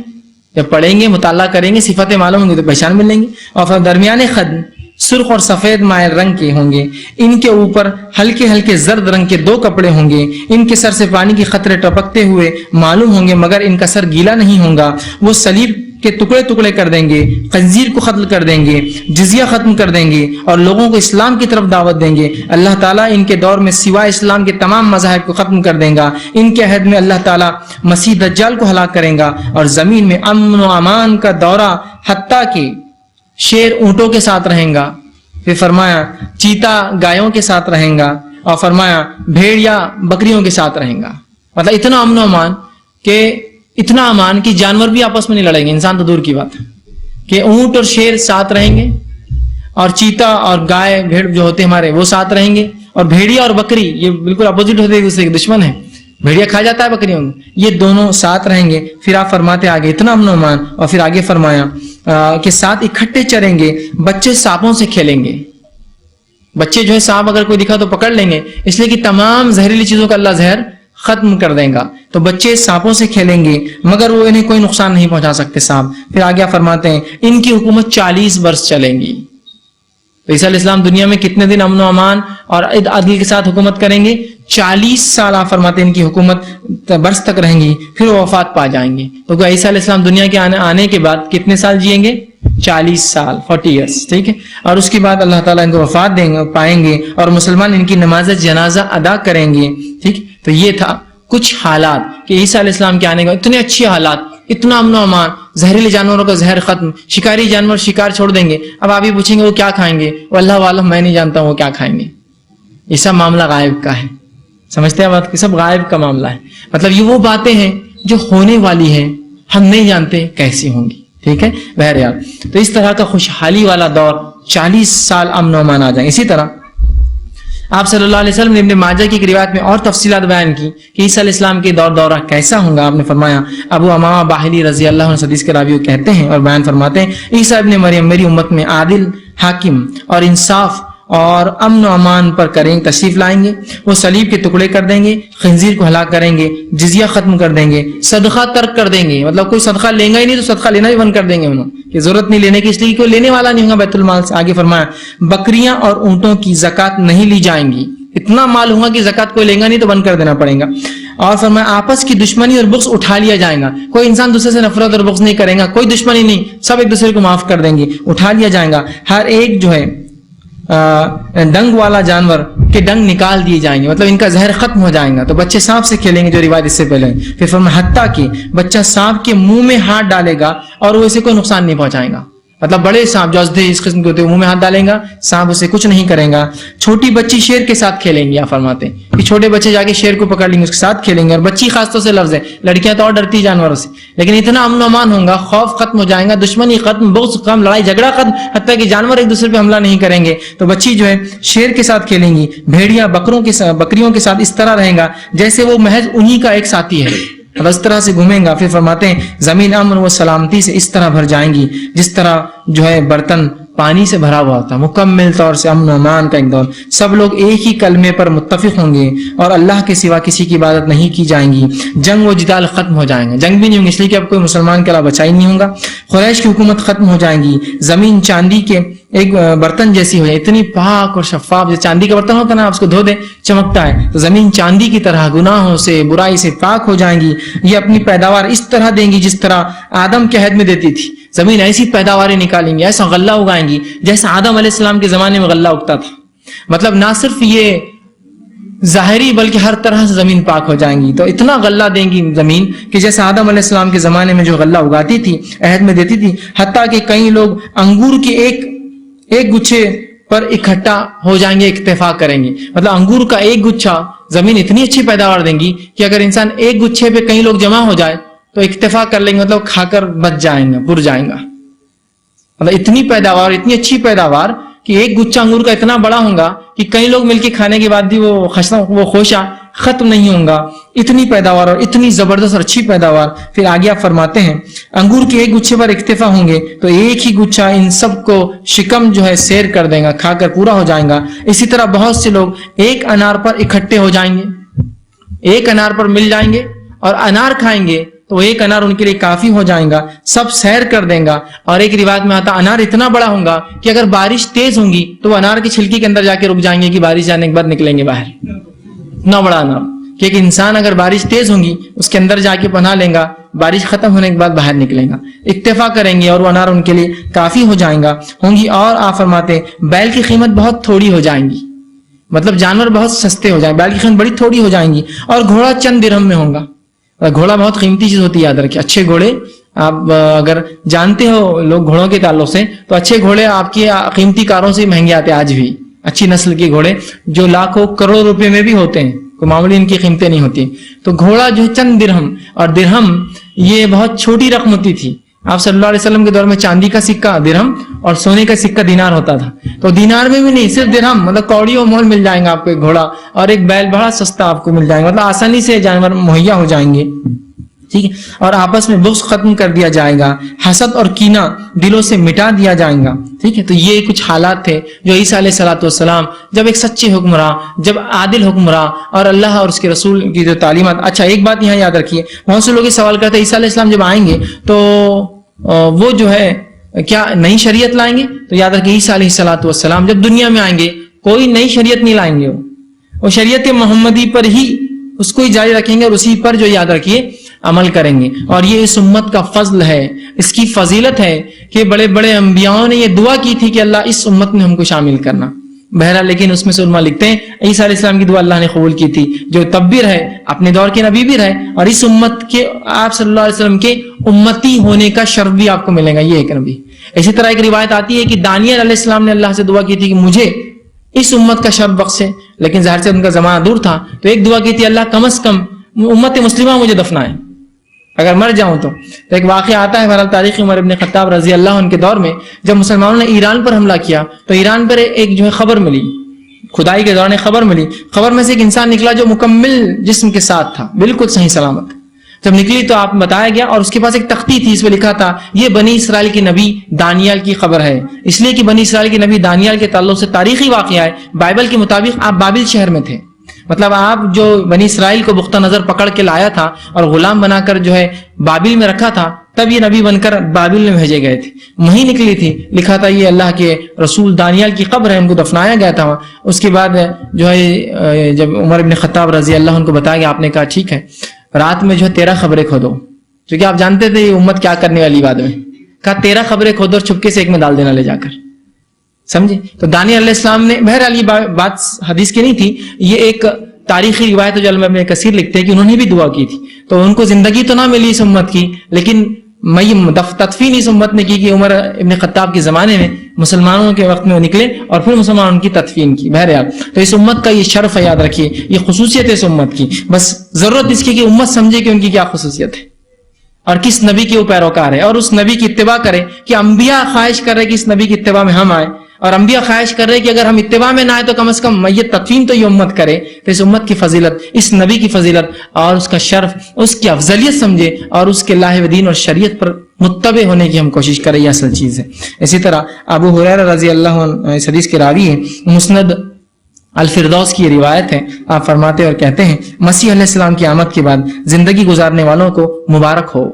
آپ صلی اللہ علیہ وسلم کہتے ہیں کہ عیسیٰ علیہ السلام کے آنے کے بعد جو لوگ زندگی گزاریں گے ان کو ایسی زندگی مبارک ہوا. فرماتے ہیں آسمان کو بارش برسانے میں، زمین کو نباتات اگانے کی عام اجازت دی جائے گی.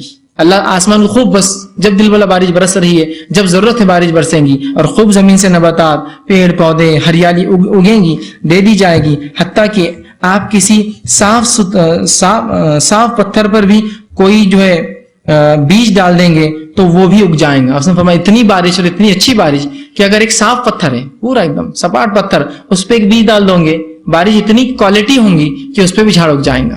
اتنا وہ ہوگا کہ صاف پتھر پہ ڈالو گے اگ جائیں گا. آدمی شیر کے پاس سے گزرے گا تو وہ اسے کوئی نقصان نہیں پہنچائے گا. کوئی سانپ پر پاؤں رکھ دیں گا تو وہ اسے ڈنک نہیں مارے گا، اس کو تکلیف نہیں پہنچائے گا. اس وقت آپس میں دشمنی نہ ہوگی، حسد نہ ہوگی اور بغض پایا نہ جائیں گا. کوئی ایک دوسرے کے بارے میں برا اور بھلا نہیں کہیں گا. اسی طرح ابو ہریرہ رضی اللہ عنہ حدیث کے راوی ہے کہ اور کیا ہوں گا عیسیٰ علیہ السلام کے آنے کے بعد. تو آپ فرماتے ہیں اور کہتے ہیں مسند احمد کی روایت، اور کہا عیسیٰ ابن مریم عادل امام اور انصاف پر حاکم بن کر نازل ہوں گے. وہ صلیب کو توڑ دیں گے، خنزیر قتل کر دیں گے، امن و سلامتی لوٹ آئیں گی، اور تلواروں کو جو ہے لوگ اٹھا کر رکھ دیں گے، اس کا استعمال ختم ہو جائے گا چونکہ جنگ نہیں ہوں گی. اور پھر فرمایا ہر زہریلے جانور کا زہر ختم کر دیا جائے گا. آسمان اپنا رزق نازل کرے گا، زمین اپنی برکات نکال کر دیں گی، حتیٰ کہ بچہ سانپ کے ساتھ کھیلے گا، بھیڑیا بکریوں کے ساتھ چلے گا اور انہیں کوئی نقصان نہیں دے گا، اور شیر گائے چرائے گا اور انہیں کوئی نقصان نہیں دیں گا. جیسا ہوتا ہے نا کتوں کو پالتے ہیں لوگ جانور چرانے، تو شیر جو ہے لوگ پالیں گے کہ گائے کو چرائے، ان کے جو ہے لے جائے بستیوں میں، اور اس کا کوئی نقصان وہ نہیں پہنچائیں گے. اسی طرح عیسیٰ علیہ السلام کے ساتھیوں کا مقام کیا ہوگا، ان کا کیا مرتبہ جو ان کا ساتھ دیں گے اگر وہ آ جائے ان کے دور میں. تو اس کے تعلق سے صوبان رضی اللہ عنہ کی ایک روایت ہے جو سنن نسائی کی روایت ہے. آپ صلی اللہ علیہ وسلم فرمایا، کہا میری امت کی 2 جماعتیں ایسی ہیں جنہیں اللہ تعالیٰ نے جہنم سے بچا لیا ہے. میری امت کی 2 جماعتیں ایسی ہیں جس کو اللہ تعالیٰ نے جہنم سے بچا لیا ہے. ایک وہ جماعت پر حملہ کریں گی، اور فرمایا دوسری وہ جماعت جو عیسیٰ کے ساتھ ہوں گی. یہ 2 جماعتوں کے تعلق سے فرمایا ایسی ہوں گی جن کو اللہ رب العزت نے جہنم سے نجات دی ہے. ایک وہ جماعت حملہ کرے گی، مطلب ایک حملہ ایران بھی ہوگا، قسطنطنیہ پر بھی ہوگا، شام پر بھی ہوگا. اور ایک وہ جماعت جو ہے عیسیٰ علیہ السلام کے ساتھ ہوں گی. یہ 2 جماعتوں کو اللہ رب العزت جو ہے جہنم سے نجات دیں گا. یہ عیسیٰ علیہ السلام کے ساتھ دینے والوں کی فضیلتیں ہیں، یاد رکھیے. اسی طرح آپ صلی اللہ علیہ وسلم نے صحابہ سے کہا کہ اگر تمہارے دور میں عیسیٰ آ جائے یا میرے دور میں آئے، میں اللہ سے امید کرتا ہوں کہ اللہ اگر مجھے لمبی عمر دے اور عیسیٰ میرے دور میں آئے تو میں انہیں سلام کروں گا. اگر میرے دور میں نہ آئے اور میں چلا جاؤں اور تمہارے دور میں، مطلب صحابہ اس کے بعد کے دور میں آئے، تو میرا سلام عیسیٰ تک پہنچا دینا. حدیث کے الفاظ اس طرح سے آپ صلی اللہ علیہ وسلم فرماتے ہیں, مسند احمد کی روایت ہے, ان قریب عیسیٰ ابن مریم انصاف پرور حاکم اور عادل امام بن کر تشریف لائیں گے. وہ خنزیر کو قتل کر دیں گے, صلیب کو توڑ دیں گے, اور اس وقت دعوت صرف ایک ہی ہوں گی, لا الہ الا اللہ کے اسلام کی. تم رسول اللہ صلی اللہ علیہ وسلم کی طرف سے انہیں سلام کہنا, مطلب عیسیٰ علیہ السلام کو میرا سلام کہنا. میں جو بیان کروں گا وہ اس کی تصدیق کریں گے, اور جو باتیں میں تم سے کہہ رہا ہوں عیسیٰ علیہ السلام اس کی آ کر جو تصدیق کریں گے. مجھے امید ہے کہ اگر مجھے لمبی عمر ملے تو عیسیٰ ابن مریم سے ملاقات کروں, لیکن اگر مجھے جلدی موت آ جائے, ان سے پہلے مر جاؤں, تو تم میں سے جو بھی عیسیٰ ابن مریم سے ملاقات کرے وہ انہیں میری طرف سے سلام پہنچا دے. تو عیسیٰ علیہ السلام نے خواہش ظاہر معاف کرنا آپ صلی اللہ علیہ وسلم نے خواہش ظاہر کی عیسیٰ علیہ السلام سے ملنے کی, اور اگر وہ ہمارے دور میں آ جاتے آپ سے, تو آپ نے کہا میں سلام کروں گا, اور اگر میرے بعد آئے تو تم لوگ میری طرف سے سلام پہنچا دینا, وہ میری باتوں کی تصدیق کریں گے. اسی طرح اس حدیث کے اندر یاد رکھیے جو مسند کی احمد کی آپ نے فرمایا, اگر ان کے آنے سے پہلے مجھے موت آ جائے تو تم سلام پہنچانا. تو اس سے ایک بات پتہ چلتی ہے, خود رسول اللہ نے اپنے لیے موت کا الفاظ استعمال کیا. بہت سے لوگ بولتے اللہ کے رسول پردہ کر گئے, رسول کیا فرمایا, مجھے موت آ جائے تو پھر تم سلام پہنچا دینا. خود نبی کہہ رہا ہے مجھے موت آ جائے تو پھر تم سلام پہنچانا, مطلب انبیاء کو ویسے ہی موت آتی ہے جیسے انسان سب کو آتی ہے, اس لیے کہ وہ بھی انسان ہوتے ہیں. تو کہا اگر میں مر جاؤں اس سے پہلے تو پھر جو ہے آپ جو ہے تم جو ہے اس بات کو جو ہے میرے سلام کو پہنچا دینا. اسی طرح عیسیٰ علیہ السلام نزول کے بعد کتنی مدت حکومت کریں گے, اس کے تعلق سے بات پہلے گزر چکی ہے. عیسیٰ علیہ السلام 40 برس تک جو ہے اس دنیا کے اندر حکومت کریں گے, جو سب سے خوشحالی کا دور ہوگا, سب سے بہترین دور ہوگا, اور سب سے سلامتی کا دور ہوگا, سب سے زیادہ انصاف کا دور ہوگا, اور سب سے زیادہ امن و امان کا دور ہوگا. اس کے تعلق سے حدیث میں آتا ہے, تمام انبیاء لاتی باپ شریک بھائی ہیں, ان کی مائیں الگ الگ ہیں مگر دین سب کا ایک ہے. میں تمام لوگوں سے بڑھ کر عیسیٰ ابن مریم کے قریب ہوں, کیونکہ وہ میرے درمیان کوئی نبی نہیں, یہاں تک کہ آپ صلی اللہ علیہ وسلم نے فرمایا وہ زمین پر 40 برس تک رہیں گے اور پھر وفات پائیں گے. مسلمان ان کی نماز جنازہ پڑھیں گے اور اس کے بعد ان کو تدفین کر دیں گے. ٹھیک ہے, تو یہ عیسیٰ علیہ السلام دنیا میں 40 برس تک رہیں گے. اسی طرح عیسیٰ علیہ السلام کے تعلق سے جو بات آتی ہے, جب آپ دنیا میں آئیں گے ان 40 برس میں آپ حج بھی کریں گے. اس کے تعلق سے آپ صلی اللہ علیہ وسلم فرمایا, ابو ہریرہ رضی اللہ عنہ حدیث کے راوی, صحیح مسلم کی حدیث ہے, اس ذات کی قسم جس کے ہاتھ میں میری جان ہے, عیسیٰ ابن مریم جو ہے اس مقام سے حج یا عمرہ کریں گے. آپ نے ایک مقام بتایا تھا, اس مقام سے حج یا عمرے کا احرام باندھیں گے, یا پھر ان دونوں کو ایک ساتھ ادا کریں گے, یا تو الگ الگ کریں گے یا تو ہو سکتا دونوں کو ملا کر کریں. اور عیسیٰ علیہ السلام امتی ہوں گے, اسی لیے آپ آ کر حج بھی کریں گے, اس لیے کہ حج پچھلی امتوں میں فرض نہیں تھا, تو امتی ہوں گے اور تمام وہ کام جو اس امت پہ آپ حج بھی کریں گے اور عمرہ بھی کریں گے. ٹھیک ہے, تو یہ چند باتیں تھی عیسیٰ علیہ السلام کی اور دجال کی. ابھی یہ سلسلہ ابھی ختم نہیں ہوا, اب اس کی ایک کڑی اور باقی ہے, لیکن وہ ایک الگ عنوان ہے, یاجوج اور ماجوج کا خروج. اس لیے کہ ہم نے تو چونکہ عیسیٰ علیہ السلام کی زندگی تو مختصر رکھ دیا, لیکن آپ کی زندگی کا ایک چیپٹر پورا میں نے چھوڑ دیا آپ سے, اور وہ ایک بہت بڑا چیپٹر ہے, اور وہ ہے یاجوج اور ماجوج کا خروج. انشاءاللہ وہ 2 دن بعد پھر میرا عنوان رہے گا یاجوج ماجوج کا خروج, اور ان کو بھی قتل جو ہے اور ان سے بھی جنگ جو ہوگی عیسیٰ علیہ السلام کی موجودگی میں ہوگی. لیکن چونکہ آج کا ہمارا چیپٹر صرف عیسیٰ علیہ السلام کی زندگی بھی تھا, وہ ایک کڑی جو ان کی زندگی کی باقی ہے کہ وہ یاجوج اور ماجوج سے جو حالات اتریں گے, وہ قوم نکلیں گی, آپ دعا کریں گے, مومن آپ کے ساتھ ہوں گے, اور اس کے بعد آپ کی وفات سے پہلے دنیا میں اور کیا حالات ہوں گے جس کا تعلق یاجوج اور ماجوج سے ہے. تو اتنا میں نے پورا ایک باب آپ سے چھپا لیا, انشاءاللہ وہ باب اگلے اس میں آئیں گا, خروج یاجوج اور ماجوج. اسی لیے میں نے کہا کہ قیامت کی نشانیاں دیکھیں پوری ایک میں گتم گتا ملی ہوئی ہو, ایک کے پیچھے ایک ایسی چل رہی سلسلے وار کہ ایک بھی ہٹا دے تو دوسری نہیں مل سکتی.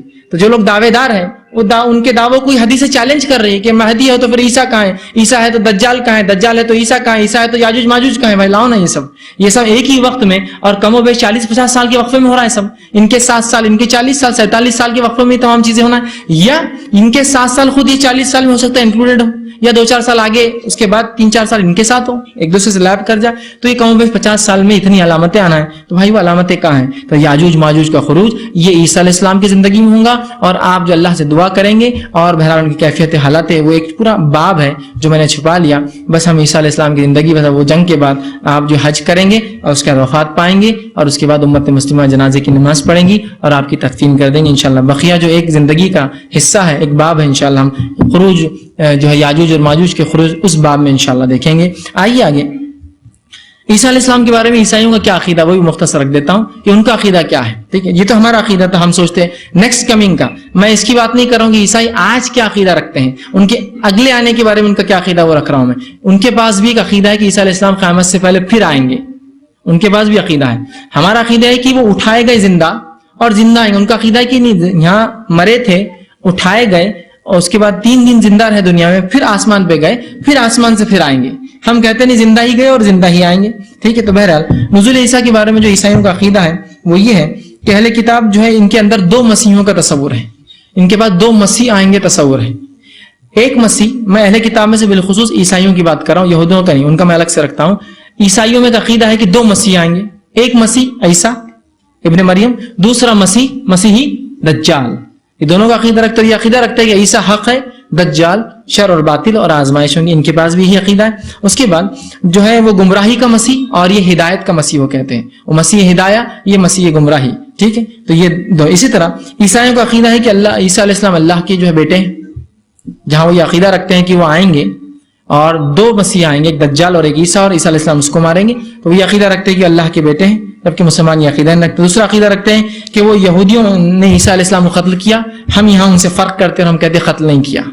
وہ بھی دو مسیح کا تصور, لیکن تھوڑا فرق یہ ہے کہ وہ بیٹا مانتے ہیں, قتل کے بعد وہ کہتے واپس آئیں گے پھر سے, ہم کہتے وہ زندہ گئے اور زندہ آئیں گے. اور تیسرا وہ کہتے ہیں کہ ان کا ایک عقیدہ ہے کہ ان کو سولی دینے کے بعد وہ 3 دن بعد اٹھے قبر میں سے, اور اٹھنے کے بعد پھر آسمان گئے. ہم کہتے ہیں نہ وہ قبر میں گئے, نہ وہ سولی دیے گئے, نہ وہ مرے, وہ زندہ گئے اور آسمان سے زندہ آئیں گے. تو یہ عیسائیوں کا تھا عقیدہ. ٹھیک ہے, اسی طرح یہودیوں کا بھی عقیدہ ہے مسیح کا, اور ان کا عقیدہ یہ کہ مسیح آئیں گے علیہ السلام. ان کا اس طرح سے عقیدہ تھا اور وہ انتظار کرتے تھے. اور انہوں نے یحییٰ علیہ السلام سے بائبل کی روایتوں میں پوچھا بھی, کیا تم مسیح ہو جس کا وعدہ کیا گیا؟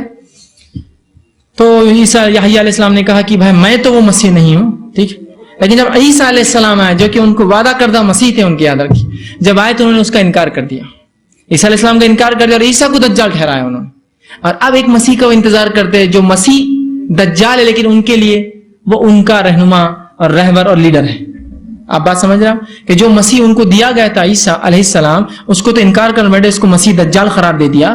اور جو مسیحی دجال آئیں گا یہ غلط فہمی میں ملوث ہے کہ وہ اصل ہمارا رہنما, لیڈر, حکمراں ہوں گا. اور ان دونوں کا یہی عقیدہ ہے. عیسائیوں کا عقیدہ ہے کہ جب مسیح آئیں گے, عیسیٰ علیہ السلام مطلب آنے کے بعد عیسائیوں کی حکومت آئیں گی اور پورے غیر عیسائی مارے جائیں گے, جس کو آرم گیڈن بولتے ہیں. ایک بہت بڑا واقعہ ہوگا, وہ ایک جگہ ہے مقام پر, آرم گیڈن, آخری بڑی جنگ بہرحال, اور وہ سب کو مار دیں گے. ہمارا عقیدہ ہے کہ وہ مسلمان ہوں گے, آئیں گے اور مسلمانوں کے ساتھ رہیں گے. یہودیوں کا عقیدہ ہے کہ ان کا مسیح جب آئے گا ان کے ساتھ مل کر تمام قتل کریں گے اور ان کی حکومت آ جائیں گی. سمجھا؟ لیکن ان کے تمام کی خواہشات ہیں. اسلام نے اس کو حق بتایا, اس لیے کہ آخری نبی کی زبانی جو باتیں ہم تک پتہ چلی, افسوس یہ علم ان تک نہ گیا, اور اگر وہ ایمان لائے تو یقیناً پھر ان کو حقیقت سمجھ میں آئیں گے کہ وہ کس مسیح کے انتظار میں ہیں. وہ تو آ کر گئے عیسیٰ علیہ السلام یہودیوں کے لیے, اور عیسائی کس مسیح کے انتظار میں ہیں جو آنے والے ہیں, لیکن وہ ان میں نہیں آئیں گے. غلط فہمی میں کہ ہم میں آئیں گے, وہ مسلمانوں میں آئیں گے. ٹھیک, تو بہرحال یہ عقیدہ ان میں تھا. یہ چند باتیں تھی عیسیٰ علیہ السلام کے تعلق سے. تو بہرحال ہم نے دیکھا کتنی اہم باتیں اس حدیث میں آئی ہیں. تو کبھی بھی اب کسی کی بات میں پڑھ کر آپ گمراہ کن عقیدہ نہ اختیار کریں. عیسیٰ علیہ السلام اتنی واضح علامتیں, اتنی واضح نشانیاں, اتنی واضح باتیں, ورنہ یہ علامت قیامت میں لوگ اس کا علم نہ رکھنے کی وجہ سے اتنی بڑی بڑی گمراہیوں میں جا رہے ہیں آج کل, جس کی کوئی انتہا نہیں. تو بہرحال علامت قیامت بہت اہم چیز ہے, یہ ہمارے عقیدے کا ایک حصہ ہے. اسی سے تو ہم اس چیز کے قریب جا رہے پتہ چلیں گا جس کو ہم آخرت یا قیامت کہتے ہیں. تو بہرحال یہ چند باتیں تھیں ان کے تعلق سے. اللہ رب العزت سے دعا ہے کہ اللہ سبحانہ تعالیٰ جو کچھ کہا سنا گا اس پہ عمل کی توفیق عطا فرمائے. ہم تمام کے لیے اسلام کا صحیح عقیدہ جاننے اور اس پہ عمل کرنے کی توفیق دے. کتاب و سنت کا علم حاصل کر کے عمل کرنے کی توفیق دے. جب تک ہمیں زندہ رکھے اسلام اور ایمان پر زندہ رکھیں. خاتمہ ہمارا ایمان پر ہو. آخر دعوانا الحمدللہ رب العالمین. سبحان ربک رب العزت عما یصفون والسلام علی المرسلین والحمد للہ رب العالمین. الحمد للہ رب العالمین. الصلاۃ والسلام علی خاتم الانبیاء والمرسلین. رب اشرح لی صدری ویسر لی امری واحلل عقدۃ من لسانی یفقہوا قولی. جی السلام علیکم. میرا نام عمر بن حسین الحامد ہے. میں جو سوال کر رہا ہوں سوال کرنا نہیں چاہیے, اس کے لیے میں معافی چاہتا ہوں. یہ جو سوال کر رہا میں, یہ لڑکی کا جو کھانا ہوتا ہے وہ جائز ہے کیا؟ بھائی نے ایک سوال کیا, بہرحال مختصر جواب دے دیتا ہوں انشاءاللہ کہ کیا جو کھانا نکاح کا ہوتا ہے لڑکی کی طرف سے جو کھانا ہوتا ہے کیا وہ شریعتاً جائز ہے کیا؟ دیکھیے سب سے پہلی چیز تو یہ لڑکی کی طرف سے جو کھانا ہوتا ہے وہ سنت سے ثابت نہیں ہے، لیکن یہ ان کھانوں میں سے نہیں جو حرام کھانے ہیں. دونوں باتیں ایک وقت ہے. یہ وہ کھانا نہیں ہے جس کو حرام شریعت نے کہا، اور یہ وہ کھانا بھی نہیں لیکن جو سنت ہے. لیکن کوئی شخص خوشی میں اگر کچھ کر دے تو اس معاملے میں شریعت نے اس کو اختیار دیا ہے. جیسا کسی کا بچہ پاس ہو جائے وہ کھانا کرتا ہے، کوئی بچہ روزہ رکھے تو والدین کھانا کھلاتے ہیں لوگوں کو بلا کے کہ روزہ رکھا ہی بولتے ہیں، بچے کو ترغیب ملے. بچہ قرآن ختم کرے تو دعوت کرتے لوگ تاکہ بچوں کو ترغیب ملے. تو یہ ان کھانوں میں سے بہرحال جو ترغیبی ہوتے ہیں اگر کوئی خوشی میں کھلا دے تو انشاءاللہ شریعتاً یہ حرام نہیں ہے. لیکن بہرحال اگر آپ پوچھیں گے سنت میں کہ آپ کے دور میں صحابیات کھانا کھلاتی تھی تو نہیں، سنت سے نہیں. لیکن یہ یقیناً ان کھانوں میں بھی نہیں جس کی حرمت ثابت ہو کہ آپ نے کہا کہ یہ حرام ہے نہ کھایا کرو. تو لہٰذا اگر کوئی کھاتا ہے تو کوئی حرام چیز نہیں. اور اگر کوئی یہ سوچتا ہے کہ نہیں ہم کو یہ کھانے کو روکنا ہے تاکہ ایک سنت رائج ہو اور لڑکی پہ بوجھ نہ ہے تو بہت اچھی بات ہے، ہونا چاہیے. لیکن وہ کھانا حرام نہیں ہوتا جو بہرحال کھا رہے ہیں انشاءاللہ. السلام علیکم. فیض بھائی یہ جو عیسیٰ علیہ السلام آئیں گے اور جو خنزیر کو ذبح کریں گے اور جزیہ جو معاف کریں گے تو کس ضمن میں ہوگا کہ وہ جزیہ ہم جو پہلے لے چکے وہ واپس کرنا پڑے گا یا اس کے بعد نہیں لیا جائے گا؟ تھوڑا تفصیل. میں نے سوال کیا کہ جو عیسیٰ علیہ السلام کے تعلق سے میں نے بیان کیا کہ وہ خنزیر کو قتل کریں گے اور جزیہ ختم کر دیں گے. تو بھائی نے پوچھا اس کا کیا معنی خنزیر کو قتل کرنا جزیہ ختم کرنا، کیا جس سے لیا اس کو دینا پڑے گا یا کیا معنی ہے؟ تو اس کے معنی جو ہے محدثین جو لکھتے ہیں وہی ہے سب سے پہلے خنزیر کو قتل کرنا.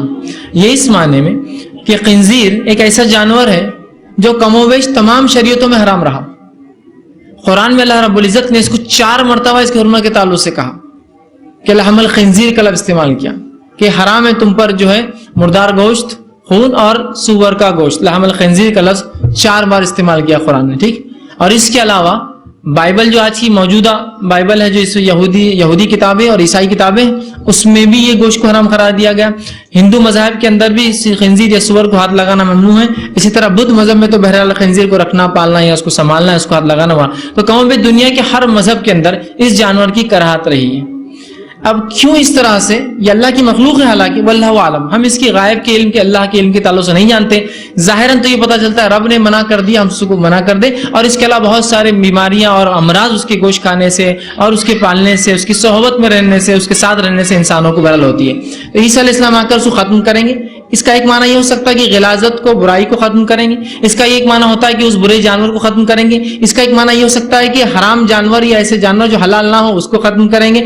بہرحال اس سے کئی معنی. یا پھر عیسائیوں نے جو عیسیٰ علیہ السلام کے جانے کے بعد شراب اور سور کو حلال کر دیا اس کے رد میں وہ کریں گے کہ حرام تھا. یہ بھی ایک معنی جو محدثین نے لیا ہے. تو بہرحال اس کے کئی معنی ہو سکتے ہیں. خنزیر کو قتل کرنا رہا. دوسرا معنی جزیہ وہ جو ہے بند ہو جائیں گا یا نہیں لیں گے. اس کا معنی یہ ہے کہ اس دور میں صرف مسلمان ہوں گے اور کوئی دنیا میں باقی نہ ہوگا. اس لیے کہ عیسیٰ علیہ السلام کے اترنے کے تعلق سے صفت جو بات بیان کی حدیث میں وہ یہ کہ آپ کی سانس کی خوشبو جہاں تک جائیں گی اور وہاں تک جائیں گی جہاں تک آپ کی نظر جائیں گی، اس خوشبو سے جو انسان مومن نہیں ہوں گا وہ مرنا شروع ہو جائیں گے. تو اسے پتہ چل رہا ہے کہ وہ سانس کی وجہ سے ویسے ہی مر جائیں گے. دوسرا معنی یہ مسلمان جنگیں کریں گے اور جزیہ قبول نہیں ہوگا، مطلب صرف اسلام ہی لوگوں سے قبول کیا جائے گا. جزیہ تب لیا جاتا ہے جب مسلمانوں کی حکومت ہو اور غیر مسلم ان کے ماتحت ہو اور وہ یہ کہے کہ ہمیں اپنے مذہب پر رہنے دیا جائے. اور اسلام میں یہ بالکل مکمل اختیار ہے غیر مسلم کو کہ مسلمان حکومت کے اندر وہ اپنے مذہب پر رہ سکتا ہے. لیکن جب وہ اپنے مذہب پر رہیں گا تو مسلمان اس سے جو ہے خدمت، جو فوجی خدمت نہیں لیں گے.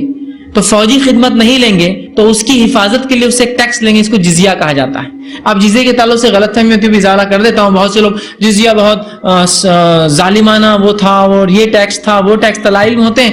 اور ہندوستان میں بالخصوص اس کے تعلق سے بڑی وہ ہے کہ یہ بہت ظالمانہ ٹیکس سے فنا ہے. جزیہ کوئی ظالمانہ ٹیکس نہیں ہے. جزیہ ایک سمپل وہ ٹیکس ہے کہ ایک نان مسلم جو مسلم حکومت میں رہیں گا وہ ملٹری سروس نہیں دیں گا اور اگینسٹ ملٹری سروس چونکہ وہ نہیں دیں گا مسلم اس کو ملٹری پروٹیکشن پرووائڈ کریں گے، اس کے بدلے کچھ وہ ٹیکس لیں گے. اور اتنا کم ہوتا تھا وہ کہ عمر ابن خطاب رضی اللہ عنہ، خلفاء راشدین اور دیگر اس میں اتنا کم ہوتا کہ کبھی کبھار جتنا جنریٹ ہوتا انہی میں واپس خرچ کر دیا جاتا. اتنا نامینل ٹیکسز لیے جاتے، بہت کم سمجھ رہے ہیں آپ؟ اتنا کم کہ ہر آدمی اس کو ادا کر سکتا تھا اس زمانے میں. ٹھیک. تو جزیہ ختم سے مراد یہ کہ کوئی ذمہ نہیں ہوں گا کسی کا ذمہ ہم پر نہیں ہوگا, کوئی غیر مسلم ان کی حکومت و سلطنت میں نہیں ہوگا, تو وہ دینے کے معنی میں نہیں ہے, معنی اس میں کہ لیا ہی نہیں جائے گا. سوال کیا, کیا آپ نے جو کہا اپنے لیکچر میں کہ ایک درخت ہوگا جو غرقد میں نے نام لیا, تو انہوں نے کہا کیا وہ ٹری وہ ہے جس کی عیسائی پوجا کرتے ہیں 25 دسمبر کو کرسمس ٹری, کیا وہ یہ جھاڑ ہے؟ تو دیکھیے برخت کا جھاڑ کا لفظ استعمال کیا, وہ یہ جھاڑ نہیں ہے, اس کو انگلش میں باکس تھورن بولتے ہیں, برخت اس کو عربی میں بولتے ہیں. اگر آپ کو دیکھنا ہے تو نیٹ پہ آپ دیکھیے باکس تھورن کیسا جھاڑ رہتا ہو. لیکن وہ جو عیسائی جو جھاڑ بناتے ہیں, عیسیٰ علیہ السلام کی جو پیدائش مناتے ہیں, تو وہ جھاڑ یقیناً نہیں, وہ ایک الگ جھاڑ ہوتا ہے, کرسمس ٹری اس کو بولتے ہیں. وہ ٹھنڈے علاقوں میں, برفی علاقوں میں ایسے جھاڑ لگتے ہیں, تو وہ جھاڑ یہاں مراد نہیں. غرقد ایک مختلف جھاڑ ہوتا ہے جس کا انگلش نام جو ہے باکس تھورن ہے. جی السلام علیکم. جی میرا سوال ہے, آپ نے کہا تھا کہ عیسیٰ علیہ السلام دجال کو لوط ایک جگہ ہے وہاں پر قتل کریں گے, تو وہاں پر یہودیوں نے ایئرپورٹ بنایا ہے جو آپریشنل نہیں ہے, چالو نہیں ہے وہ, تو مطلب یہ کیا پلاننگ ہے کہ اس کو مطلب وہاں سے بھگا دیں گے, ایسا کچھ ہے, ریلیٹڈ ہے کیا؟ اور ایک سوال ہے میرا کہ لوگ کہتے ہیں کہ جہاں اپنے رسول اللہ صلی اللہ علیہ وسلم دفن ہے وہاں پر ایک جگہ خالی ہے, تو عیسیٰ علیہ السلام کو بھی وہیں پر دفن کریں گے. میں نے 2 سوال کیے, ایک تو مقام لد کے تعلق سے کہ وہاں یہودیوں کا ایک ایئرپورٹ ہے جو فنکشنل نہیں ہے, ان کا ایک ملٹری اور ایئر بیس ہے وہ, تو انہوں نے کہا کیا وہ اس لیے ہے کہ عیسیٰ علیہ السلام کی مدد کے معنی میں, کیا دجال کے خلاف؟ اچھا, دجال کو بھگانے کے لیے کیا ہو, تو یاد رکھیے جو یہودی وہاں بنا رہے وہ یہودیوں کا مسیحا ہے دجال, تو یقیناً اس کو بھگانے کے لیے نہیں, اس کے ویلکم کے لیے ہو, چونکہ وہ ان کا مسیحا ہے, ان کا لیڈر ہے وہ, تو وہاں وہ اس لیے تیاری کر رہے ہیں کہ اگر جب وہ وہاں آئیں گا تو اس کی مدد کے لیے ہم وہاں جو ہے ملٹری پروٹیکشن دے, اس کے تیار رہیں, نہ کہ جو ہے اس کے خلاف اس کے اس میں, تو وہ اس کی تیاری میں ہے. بلکہ حدیث میں الفاظ ہے کہ خراسان کے 70,000 یہودی جو ہے دجال کے نکلنے سے پہلے اس کی تیاری کریں گے.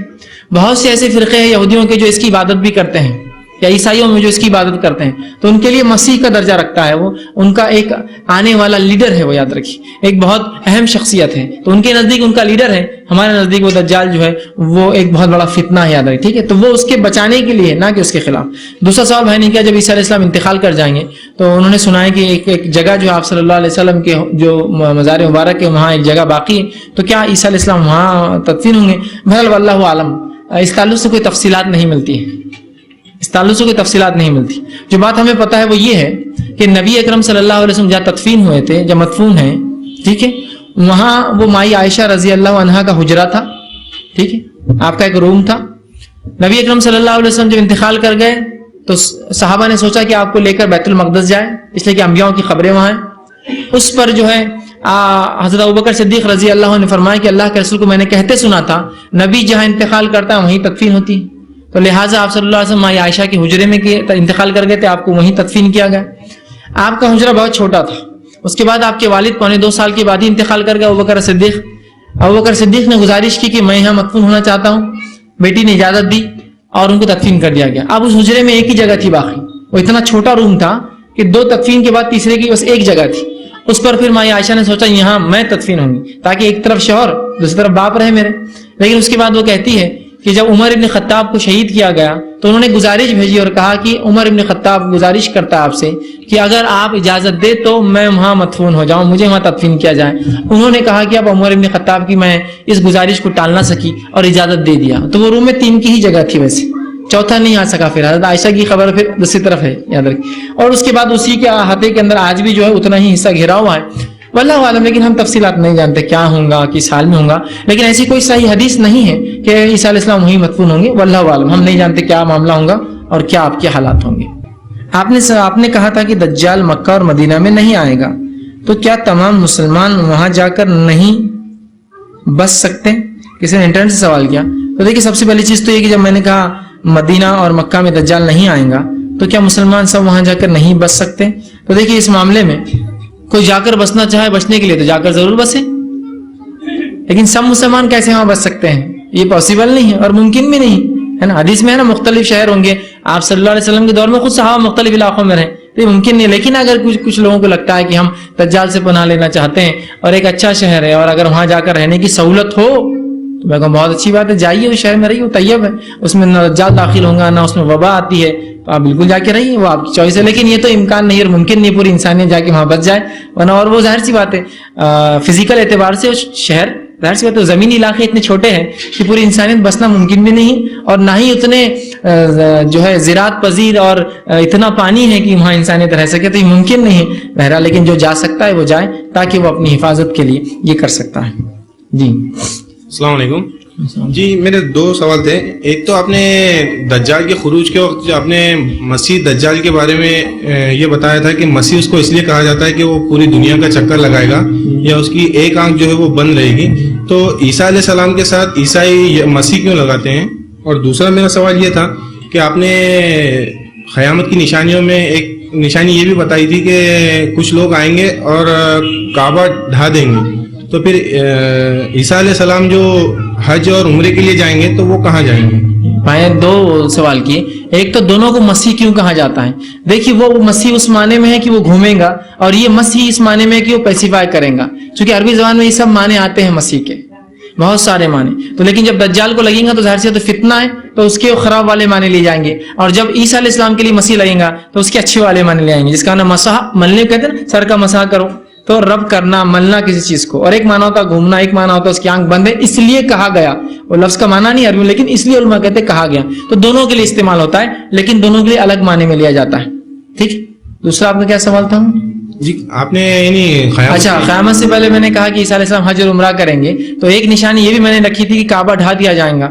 تو اس تعلق سے یاد رکھیے میں نے اس سے پہلے وضاحت کی تھی کہ یہ کڑیاں اور تسلسل کیسے ہوں گے ہم نہیں جانتے, اور ظاہر سی بات ہے عیسیٰ علیہ السلام وہاں موجود ہے, اور جب مسلمانوں کے لیڈر ہے تو جب مکہ اور مدینہ دونوں ہوں گا تبھی تو وہ موجود ہے نا.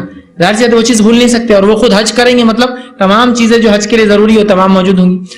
ہو سکتا ہے یہ اس کے بعد والا ہے, یا اس سے تھوڑے دن پہلے ہو سکتا ہے کسی نے ایسا کیا ہو پھر آپ بنائیں گے, یا اگر کبھی نہیں بنے گا اس حدیث کو آپ لے تو اس کا معنی یہ ہوگا کہ عیسیٰ علیہ السلام کے جانے کے بعد, چونکہ انشاءاللہ یاجوج ماجوج کے بعد جو میری 5 علامتیں اور آئیں گی اس میں وضاحت ہوں گی کہ قیامت جب قائم ہوں گی تو کن لوگوں پہ ہوں گی, ان کی کیا صفتیں ہوں گی. تو ہو سکتا ہے عیسیٰ علیہ السلام کے دنیا سے جانے کے بعد, انتقال کر جانے کے بعد پھر ایک زوال کا دور آئے گا برائی کا, پھر فتنے اور فساد کا دور آئے گا, پھر ایک گناہ کا دور آئے گا, پھر تمام برائیوں میں انسان لگ جائیں گی, اور اس کے بعد قیامت ان لوگوں پر قائم ہوں گی جو سب سے بدترین لوگ ہوں گے دنیا کے, سب سے بدترین. حتیٰ کہ رسول نے فرمایا ان میں سے وہ شخص حیادار ہوں گا کہ جب 2 لوگ راستے پر زنا کریں گے تو کہیں گے بھائی بازو ہٹ کے کر لیتے زیادہ اچھا ہوتا, تو وہ حیادار مانا جائے گا. اتنے بدترین لوگ ہوں گے. ٹھیک ہے. تو بہرحال ہو سکتا ہے اس دور میں لوگ بھول جائیں گے, قرآن مٹا دیا جائے گا, کعبہ ڈھا دیا جائے گا, مدینہ لوگ بھول جائیں گے, حدیث میں الفاظ ہیں, اور اسی طرح قیامت ان پر قائم ہوگی. تو یہ پاسبلٹی ہائر ہے کہ یہ ان کے بعد ہوگا کہ جب عیسیٰ علیہ السلام چلے جائیں گے پھر وہی برائی کا دور, وہی فتنے فساد کا دور آئے گا, اور اس کے بعد سب سے برے لوگوں پر قیامت قائم ہوگی. تو اس سے پہلے ہو سکتا ہے کعبہ پھر ڈھا دیا جائے اور اس کے بعد وہ کبھی تعمیر نہ ہو. کہ اس بچے کے بارے میں کیا آپ کہتے ہیں جو عیسیٰ علیہ السلام کے دور میں پیدا ہوگا؟ میں کس معنی میں وہ نہیں سمجھ پا رہا ہوں, کیا اس کی توبہ یا اس کا ایمان. لیکن اگر سوال یہ کہ اس بچے کا کیا ہوگا جو عیسیٰ علیہ السلام کے دور میں پیدا ہو, تو بہرحال ظاہر سی بات ہے جو عیسیٰ علیہ السلام کے دور میں پیدا ہوں گے وہ ظاہر سی بات ہے مسلمان ہی ہوں گے, چونکہ وہ جنگ کریں گے, اس کے بعد کوئی غیر مسلم بچے گا نہیں. تو ظاہر سی بات ہے جو ہونے والے بچے ہوں گے اپنی فطرت پر ہوں گے اور دین پر ہوں گے, اسلام پر ہوں گے.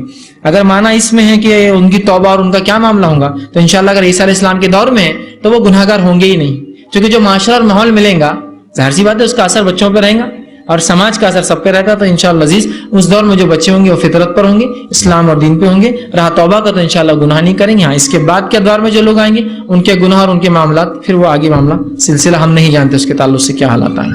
جی السلام علیکم. فیض بھائی میرا کوشچن یہ ہے کہ سورہ آل عمران سورہ نمبر 3 آیت نمبر 55 میں یہ مینشن کیا اللہ اس قال اللہ یا عیسیٰ انی متوفیک ورافعک الی ومطہرک من الذین کفروا. تو اس کے اندر اس کا مطلب کہ اللہ تعالیٰ نے کہا کہ اے عیسیٰ میں تمہیں وفات دوں گا پھر تمہیں اپنی طرف اٹھا لوں گا تاکہ تم لوگوں کو ان لوگوں سے پاک کر سکو جو جن لوگوں نے کفر کیا. لیکن ہم کو حدیث سے پتہ چلتا ہے کہ ان کو زندہ اٹھایا گیا. تو اس کے کلیریفیکیشن. میں ایک اچھا سوال کیا کہ سورہ آل عمران کی جو آیت نمبر 55 ہے اس میں جو ہے کہ عیسیٰ ہم تم کو وفات دیں گے اور اپنی طرف اٹھا لیں گے, جبکہ حدیث میں تو ہے کہ آپ کی وفات میں زندہ اٹھائے گئے. تو یاد رکھیے متوفی کا ایک معنی جو ہوتا ہے وہ نیم کو بھی کہتے ہیں, غفلت کو بھی کہتے ہیں اور سونے کو بھی کہتے ہیں. اسی لیے آپ صلی اللہ علیہ وسلم حدیث میں فرمایا کہ جو ہے نیند جو ہے وہ موت کی بہن ہے. نیند جو ہے موت کی بہن ہے. تو سونے کو بھی جو ہے موت کا لفظ استعمال یا متوفی کا لفظ یا توفا کا لفظ جو عربی زبان میں استعمال ہوتا ہے. علامہ ابن کثیر رحمہ اللہ، علامہ جو ہے طبری رحمہ اللہ، ان تمام نے اپنی تفاسیر میں اس معنی کو لیا. اور صرف یہاں نہیں، قرآن نے خود نیند کے لیے متوفی کا لفظ استعمال کیا کہ ہم تمہیں ہر روز موت دیتے ہیں اور تمہاری روحوں کو جمع کرتے ہیں اور پھر انہیں واپس لوٹاتے ہیں.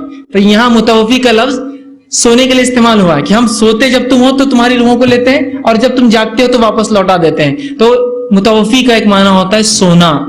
تو عیسیٰ علیہ السلام جب اٹھائے گئے تو ان کو پتہ نہیں تھا ان کے ساتھ کیا ہو رہا ہے. غفلت طاری ہوں گی یا نیند لگ گئی ہوں گی، اللہ نے سلا دیا اور اٹھا لیا. اس معنی میں نہ کہ اس معنی میں کہ ان کو موت آئی اور اس کے بعد اللہ نے اٹھایا. اور حدیث بول رہی وہ تو زندہ اٹھے. اور یاد رکھیں دوسری چیز، احادیث رسول قرآن کی تفسیر ہے. تو اگر قرآن یہ کہہ رہا ہے کہ ان کو موت آ گئی، متوفی کا لفظ استعمال کر رہا ہے، حدیث میں کہہ رہا ہے اٹھایا جا رہا ہے، تو ہمیں اس چیز کو سمجھنا، یہ تفسیر ہے اس کی. اور خود قرآن نے نیند کے لیے موت کا لفظ استعمال کیا ہے. حدیث کہہ رہی زندہ اٹھائے گا، تو مطلب نیند میں تھے، سو رہے تھے یا ہوش میں نہ ہوں گے جس وقت آپ کو جو ہے اٹھایا گیا.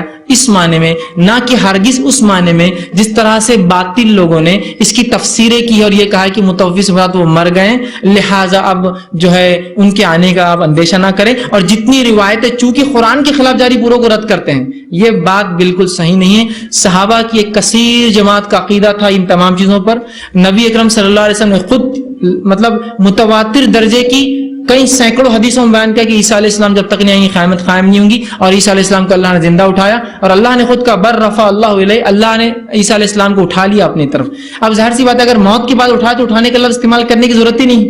موت کی بات تو میں بھی اٹھ جاتا ہوں، آپ بھی اٹھ جائیں گے، سبھی اٹھتے ہیں. اللہ نے جو خاص لفظ استعمال کیا اٹھانے کا، تو روحوں کے اعتبار سے تو میں بھی اٹھوں گا اور آپ بھی اٹھیں گے، سب روحیں اٹھ کی جاتی ہے، سب کی نکل جاتی ہے.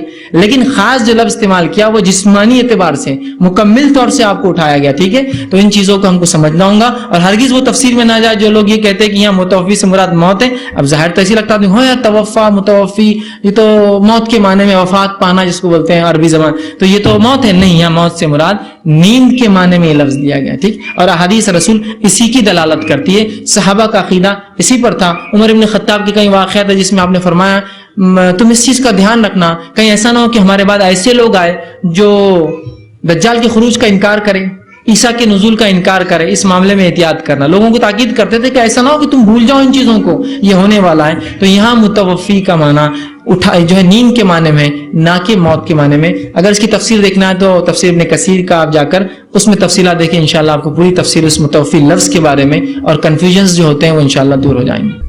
کسی نے ایک سوال کیا، کیا عیسیٰ علیہ السلام شادی کریں گے؟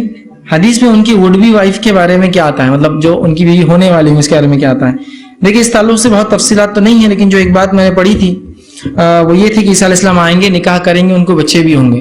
ان کی بیوی کون ہوں گی، اس کی صفتیں کیا ہوں گی، اللہ عالم بالصواب. اس کے تعلق سے تفصیلات نہیں آتی ہے. ٹھیک ہے، تو آپ آئیں گے، آپ نکاح کریں گے، آپ کو بچے بھی ہوں گے، اس طرح کے الفاظ ہیں. لیکن آپ کی بیوی کون ہوں گی، اس کی صفتیں کیا ہوں گی، اس کے تعلق سے کوئی تفصیلات، بچے کون ہوں گے، نام کیا ہوں گے، کیا کارنامہ انجام دیں گے، واللہ عالم بالصواب. اللہ ہی بہتر جانتا ہے ان کا کیا معاملہ ہو. جی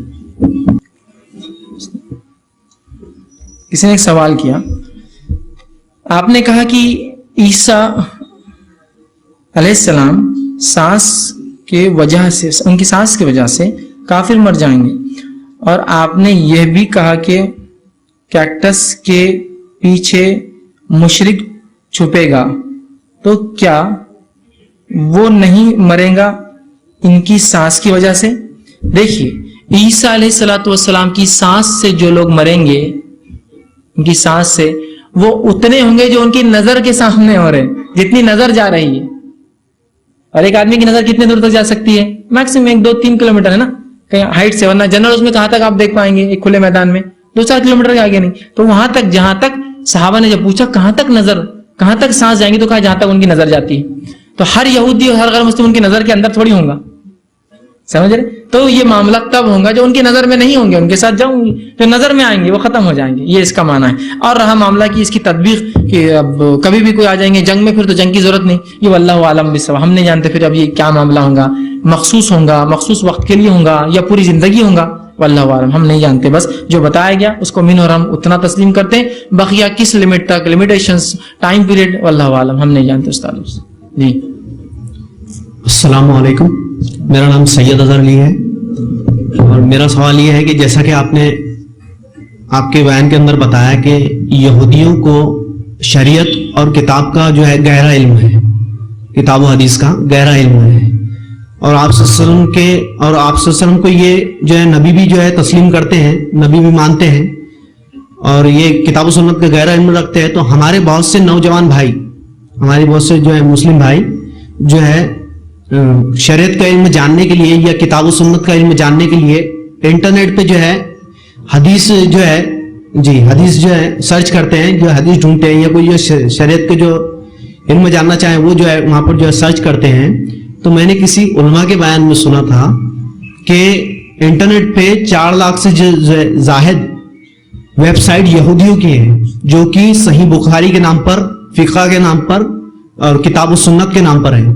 تو کیا اس حالت میں ہمیں انٹرنیٹ سرو کرنا چاہیے یا انٹرنیٹ پہ جو ہے ایسی چیزیں جو لینی چاہیے، بخاری ہو گئی یا جو مسلم شریعت؟ بھائی نے ایک سوال کیا کہ جیسا میں نے کہا یہودیوں کو جو ہے شریعت کا علم ہے، وہ جانتے ہیں نبی حق ہے لیکن انہوں نے انکار کیا. تو انٹرنیٹ کے ذریعے بہت سارا ہم ڈیٹا لیتے ہیں، صحیح بخاری، صحیح مسلم اور دیگر کتب فقہ، تو اس پہ انہوں نے کہا کہ 4 لاکھ سے زیادہ ایسی ویب سائٹس ہیں جو یہودیوں کی بنائی ہوئی. تو اس معاملے میں ہم کیا کریں؟ دیکھیے سب سے پہلی چیز تو یہ، اور ویب سائٹ جو کون بناتا ہے، کیا ہوتا ہے، ہم کو ظاہر تو پتہ نہیں چلتا ہے، یا اس کا عقیدہ کیا ہے. اکثر جو ویب سائٹس ہوتی ہے معروف ہوتی ہے، کچھ غیر معروف ہوتی ہے، تو پتہ چل جاتا ہے ان کے کیا مسائل ہیں. ٹھیک، جو معروف ویب سائٹ سے آپ اس پہ سے لیجیے، جس کے بارے میں آپ جانتے ہیں بنانے والا کریٹر فلاں ہے، یہ عالم صاحب ہے، فلاں کر رہے ہیں، وہاں سے ڈیل ہوتا ہے، اس کا فون نمبر دیا، اس کا وہ ہے، آپ کال کر سکتے، معلوم کر سکتے واقعی میں جعلیات چلاتی ہے، حکومت چلا رہی ہے، سعودی عرب سے چل رہا ہے، جو ہے فلاں مصر چلاتا ہے، فلاں خیرت کی سائٹ، یا فلاں یا ہندوستان سے مسلمان کر رہے ہیں، تو آپ کال کر سکتے ہیں. تو پہلے معروف ہو، اس کی تصدیق ہو جاتی ہے، آپ کانٹیکٹ اس میں پورا ڈیٹیل. جہاں معروف نہیں ہے، خالی ای میل ایڈریس ہے جس کو جواب بھی نہیں آتا ہے اور کچھ بھی اس نے ڈیٹا ڈال دیا، تو معروف ویب سائٹ سے لیجیے. کسی بھی ویب سائٹ سے لیں گے تو میں بھی اس کا امکان رکھتا ہوں کہ اس میں نقصان کا زیادہ ڈر ہے، ٹھیک ہے، بنسبت فائدوں کی. تو آپ معروف ویب سائٹ پہ جائیے. دوسرا، ہم سرے سے اس کا انکار نہیں کریں گے کہ وہاں ہر چیز غلط ہے. ایسا انکار کریں گے تو مشکل ہو جائیں گے ہمارے لیے. اور اگر کوئی علم کی بات ہے جو اگر ایسا شخص بھی ہمیں دے، تو یہود کیوں نہ ہو یا عیسائی کیوں نہ ہو، لیکن اگر وہ ہمارے فائدے کی ہے تو ہم استعمال کر سکتے ہیں اس کو. اگر ہمارے فائدے کی ہے تو ہم استعمال کر سکتے ہیں. اور مستشرقین اور یہودیوں نے اس میں محنت بھی بہت کی، ٹھیک ہے، ان میں بہت سارے لوگ اسلام کے خلاف کرتے ہیں لیکن بہت سے محنت بھی کرتے ہیں ایک علم کے طور پر. جیسے کہ اگر آپ جانتے ہیں کہ ایک معجم آتی، المعجم لفہرس لالفاظ الحدیث النبویہ، ایک معجم آتی ہے ڈکشنری جس کے اندر حدیث نبوی کا کوئی لفظ اگر آپ کو چاہیے، یہ لفظ کہاں آیا ہوں حدیث میں، تو وہ معجم ہوتی ہے، ڈکشنری ہوتی ہے. آپ کھولیے سا زبان، آپ نے دیکھا زبان تو وہ دیں گا بخاری میں یہاں باب میں فلاں فلاں، یہ پوری ڈکشنری جو AJ فینسنگ ایک جرمن یہود تھا اس نے لکھی ہوئی ہے، اور اپنے آپ میں شاہکار ہے. ایسا زبردست اس نے کیٹلاگ کیا کہ آپ حدیث کی 9 کتابیں، کتب 9 کو اس نے جمع کر دیا، جس میں کتب 6 بخاری مسلم اور سنن 4 کی 4 کتابیں، اور بزار، حاکم اور مستدرک حاکم اور ایک، ایسے 6 7 9 کتابوں کو جمع کیا. مکمل فہرست آپ کو دیتا ہے، یہ حدیث میں لفظ زبان، گال، انگلی، 70 کا لفظ، 70,000 کا لفظ، 40 کا لفظ، پورے اس نے جمع کر دیے کہاں ہوتے. نافع علم ہے، بنانے والا یہودی ہے لیکن ٹھیک ہے، لیکن نافع علم ہے، اس نے کوئی برائی سے نہیں کیا، اس نے ایک ریسرچ ورک کیا حدیث نبی پہ. اور بہرحال بہت سے علماء بھی اس کو ریفر، اس لیے کہ وہ ایک اپنے آپ میں شاہکار ہے، ویسا کسی نے بھی ورک نہیں کیا آج تک، سمجھ رہا. اسی طرح جو ہے قرت جو ہوتا ہے، قرت کے اوپر بہت سے مختلف کام ہوئے ہیں کہ قرتوں کے اقسام اور حروف کیا ہوتے تھے، بہرحال اس میں بہت سے ورک ہوئے، لیکن قرتیں جمع کسی نے بھی نہیں کیا. یاد رکھی، قرتوں کا جو ایک مجموعہ جو مصر کے ایک یہودی نے جمع کیا، 25 قرتیں جمع کی اس نے مکمل. حروف اور قرت دو الگ الگ چیزیں ہوتی ہے. حروف ہوتے جو قرآن الگ الگ الفاظ سے اترتا تھا، قرت پڑھنے کا طریقہ ہے. ہم لوگ حروف اور قرت ایک سمجھتے تو 7 حروف 7 قرت، حروف 7 تھے، قرتیں 7 سے زیادہ تھی. تو اس نے 25 قرتیں جمع کی، جس کے اندر سے 15 شاذ ہے، نماز میں نہیں پڑھ جائیں گی، 10 اس نے کہا یہ پڑھ سکتے، صحیح ہے. تو اس نے جمع کیا، اور قرت پر اتنا بڑا مجموعہ کسی نے بھی جمع نہیں کیا آج تک. اتنا اچھے سے اس نے پوری قرتوں کو لا کر جمع کیا، جو مختلف روایات سے سند کے ساتھ جمع کیا. تو ایسے بہت سے مفید علم بھی انہوں نے جمع کیے ہیں، تو لیے جا سکتا ہے. لیکن یقیناً انہوں نے نقصان دینے والی چیزیں بھی اتنی ایجاد کی ہے. یہ تو بہت تھوڑے سے فائدے بتائے میں نے، اس لیے کہ جو اچھا کام ہے لیا جا سکتا ہے. رہا برے کا تو اس میں معروف ویب سائٹس پہ جائیے, ان ویب سائٹ پہ جہاں آپ کانٹیکٹ کر سکتے ہیں, ٹیلی فون نمبرس ہو, کون سے علماء یا کون سا گروپ اس کو بیک کر رہا ہے, کون چلاتا ہے, اور یہ بہت آسانی سے نیٹ پہ آپ کو مل جائے گا. رہا معاملہ مشکوک جو غیر معروف, تو بہرحال اس سے احتیاط میں بھی کہوں گا کیجیے, ورنہ آپ اس سے حدیث لیں گے پتہ چلا مفہوم مانا ہے. دوسرا, اگر انہوں نے تبدیل بھی کیا تو مکمل تبدیل نہیں کیا ہے, معنی میں تھوڑا سا کہیں نہ کہ مفہوم, اس لیے کہ اتنا تو ان کو بھی سمجھتا ہے کہ مکمل عربی ٹیکسٹ سے کھیل نہیں سکتے ہو جیسا دوسرے مذہب کی کتابوں کی زبانوں سے وہ کھیل سکتے ہیں. عبرانی زبان مکمل ختم ہونے آ گئی, سوریانی زبان تو موجود ہی نہیں جو عیسیٰ علیہ السلام بولتے تھے, جس کو ارامک یا سیرک جس کو بولتے ہیں, وہ تو موجود ہی نہیں آج. ہیبرو لینگویج جو ہے اسرائیل بہرحال پھر ڈیولپ کر رہا ہے آج بہرحال, تو ان کو تو وہ کہیں بھی گھما سکتے ہیں. الحمدللہ نے اس امت کو تو معاملہ یہ ہے کہ اگر وہ حدیث میں بھی کھیل کریں گے, کسی عالم کے پاس جائیں گے, وہ بہت بتا دیں گے گڑبڑ کیا اس نے. یہ الحمدللہ اللہ رب العزت کا اپنا طریقہ اس دین کی حفاظت کا قیامت تک رکھنے کا. بہرحال لیکن پھر بھی احتیاط بہرحال ایک عام آدمی کے لیے ضروری ہے, ورنہ وہ کہاں کہاں تک تصدیق کرے گا, ممکن ہے کہ پھنس جائے. تو بہرحال تصدیق ضروری کہ معروف اور اچھی اور مشہور ویب سائٹ سے بولے, اور غیر معروف اور جس پہ شک ہو بہرحال ان سے احتیاط کرے. کسی نے کہا کیا عیسیٰ علیہ السلام کے دور میں قرآن اٹھا لیا جائے گا, 40 سال کے بعد قیامت آ جائے گی اور پھر دنیا میں کوئی فتنہ اور برائی باقی نہ رہے گی اور قرآن نہ ہوگا تو لوگ پھر گناہ کریں گے. تو دیکھیے سب سے بڑی چیز, عیسیٰ علیہ السلام 40 سال حکومت کریں گے, ان کی حکومت میں قرآن رہیں گا نہیں رہیں گا واللہ عالم, لیکن جو دکھتا ہے ظاہر سے تو وہ رہیں گا. رہا ان کے جانے کے بعد ہو سکتا ہے قرآن اٹھا لیا جائے, وہ کعبے کے ڈھانے کا واقعہ بھی شاید ان کے جانے کے بعد ہو. تسلسل کی کڑیاں ہمیں نہیں معلوم یہ کیسے جڑیں گی. رہا معاملہ باقی آپ کا کہ جائیں گے پھر دنیا میں کیا ہوں گا انشاءاللہ, اس کے لیے جو 5واں لیکچر ہے میرا, یہ تیسرا تھا آج, خروج کے بعد جو 5واں ہے اس میں تفصیلی آئیں گی کہ قیامت کیسے قائم ہوگی, اس وقت کون لوگ ہوں گے, کیا صفتیں ہوں گی اور ان کا کیا معاملہ ہوگا. السلام علیکم, میرا نام سید نوید. میرا سوال آپ سے ٹرینٹی کے متعلق ہے. عیسائیوں کا جو بلیف ہے ٹرینٹی, کیا آپ اس پر روشنی ڈالیں گے, اور اس میں جو ہولی گوسٹ کہا گیا ہے وہ کسے کہا جاتا ہے؟ میں نے ایک سوال کیا کہ عیسائیت میں جو عقیدہ تثلیث کا, ٹرینٹی کا, تو اس میں جو ہے وہ 3 کا وہ عقیدہ کیا ہے اور ہولی گوسٹ اس میں کیا ہوتا ہے. تو دیکھیے سب سے پہلی چیز کہ عیسائیت کا جو ٹرینٹی کا عقیدہ ہے یہ بہت سی مرتبہ ایک بہت بڑا فلسفہ ہے. یہ ایک ایسا فلسفہ ہے جو بہت سی بار یعنی کہ علماء بھی اس میں پزل ہو جاتے ہیں, پریشان ہو جاتے ہیں کہ یہ کیسا فلسفہ ہے. جہاں تک میں نے عیسائیت کا مطالعہ کیا اور میں نے کچھ کورسز بھی ان کے ڈپلوماز اور ان کے عالمیتی کورس ہوتے کیے ہیں, میں خود بھی پزل رہا اور میں ان سے پوچھتا بھی رہا کہ کیا ہے, اور وہ بھی پزل رہے ہمیشہ. عوام کی حد تک تو ٹھیک ہے, وہ بول دیتے ہیں ایسا نہیں ہے, لیکن جب ایک اونچے لیول پر بات ہوتی ہے ان سے تو تب وہ اقرار کرتے ہیں کہ یہ ایک معمہ ہے اپنے آپ میں. اب انہوں نے اس کو یہ کہہ دیا کہ ایک معجزہ ہے, تو سمجھ نہیں سکتے ہم. پہلے معمہ تھا, معجزہ ہے کہ نہیں سمجھ نہیں سکتے, وہ بس 3 ہے سمجھ لو, بس مان لو. تو وہ 3 عقیدہ کیا ہے ان کا, جیسے کہ اگر آپ عربی بائبل پڑھیں تو بسم اللہ الاب والولد والقدس الرحیم, تو یہ 3 وہی ہیں کہ اس کے نام سے جو باپ ہے, جو اللہ ہے جو سمجھ لیجیے ہمارے اعتبار سے, اور بیٹا جو اس کا بیٹا ہے مطلب عیسیٰ علیہ السلام جو باپ کا بیٹا ہے وہ بھی خدا ہے اپنے آپ میں, اور قدس الرحیم ہولی گوسٹ ہے مطلب جو ہے جبرائیل علیہ السلام. ٹھیک, تو یہ 3 ہیں وہ ٹرینٹی کے اندر. ایک اللہ خود جس کو باپ کہتے بسم اللہ الاب, وہ باپ جو عربی میں پڑھتے ہیں, والولد اور اس کا بیٹا جو اس کو بھی خدا مانتے عیسیٰ علیہ السلام, والقدس الرحیم اور جو ہے جبرائیل علیہ السلام جو ہے جو فرشتے ہیں اللہ رب العزت کے, جو مریم علیہ السلام کا سایہ تھے, انہوں نے روح پھونکی.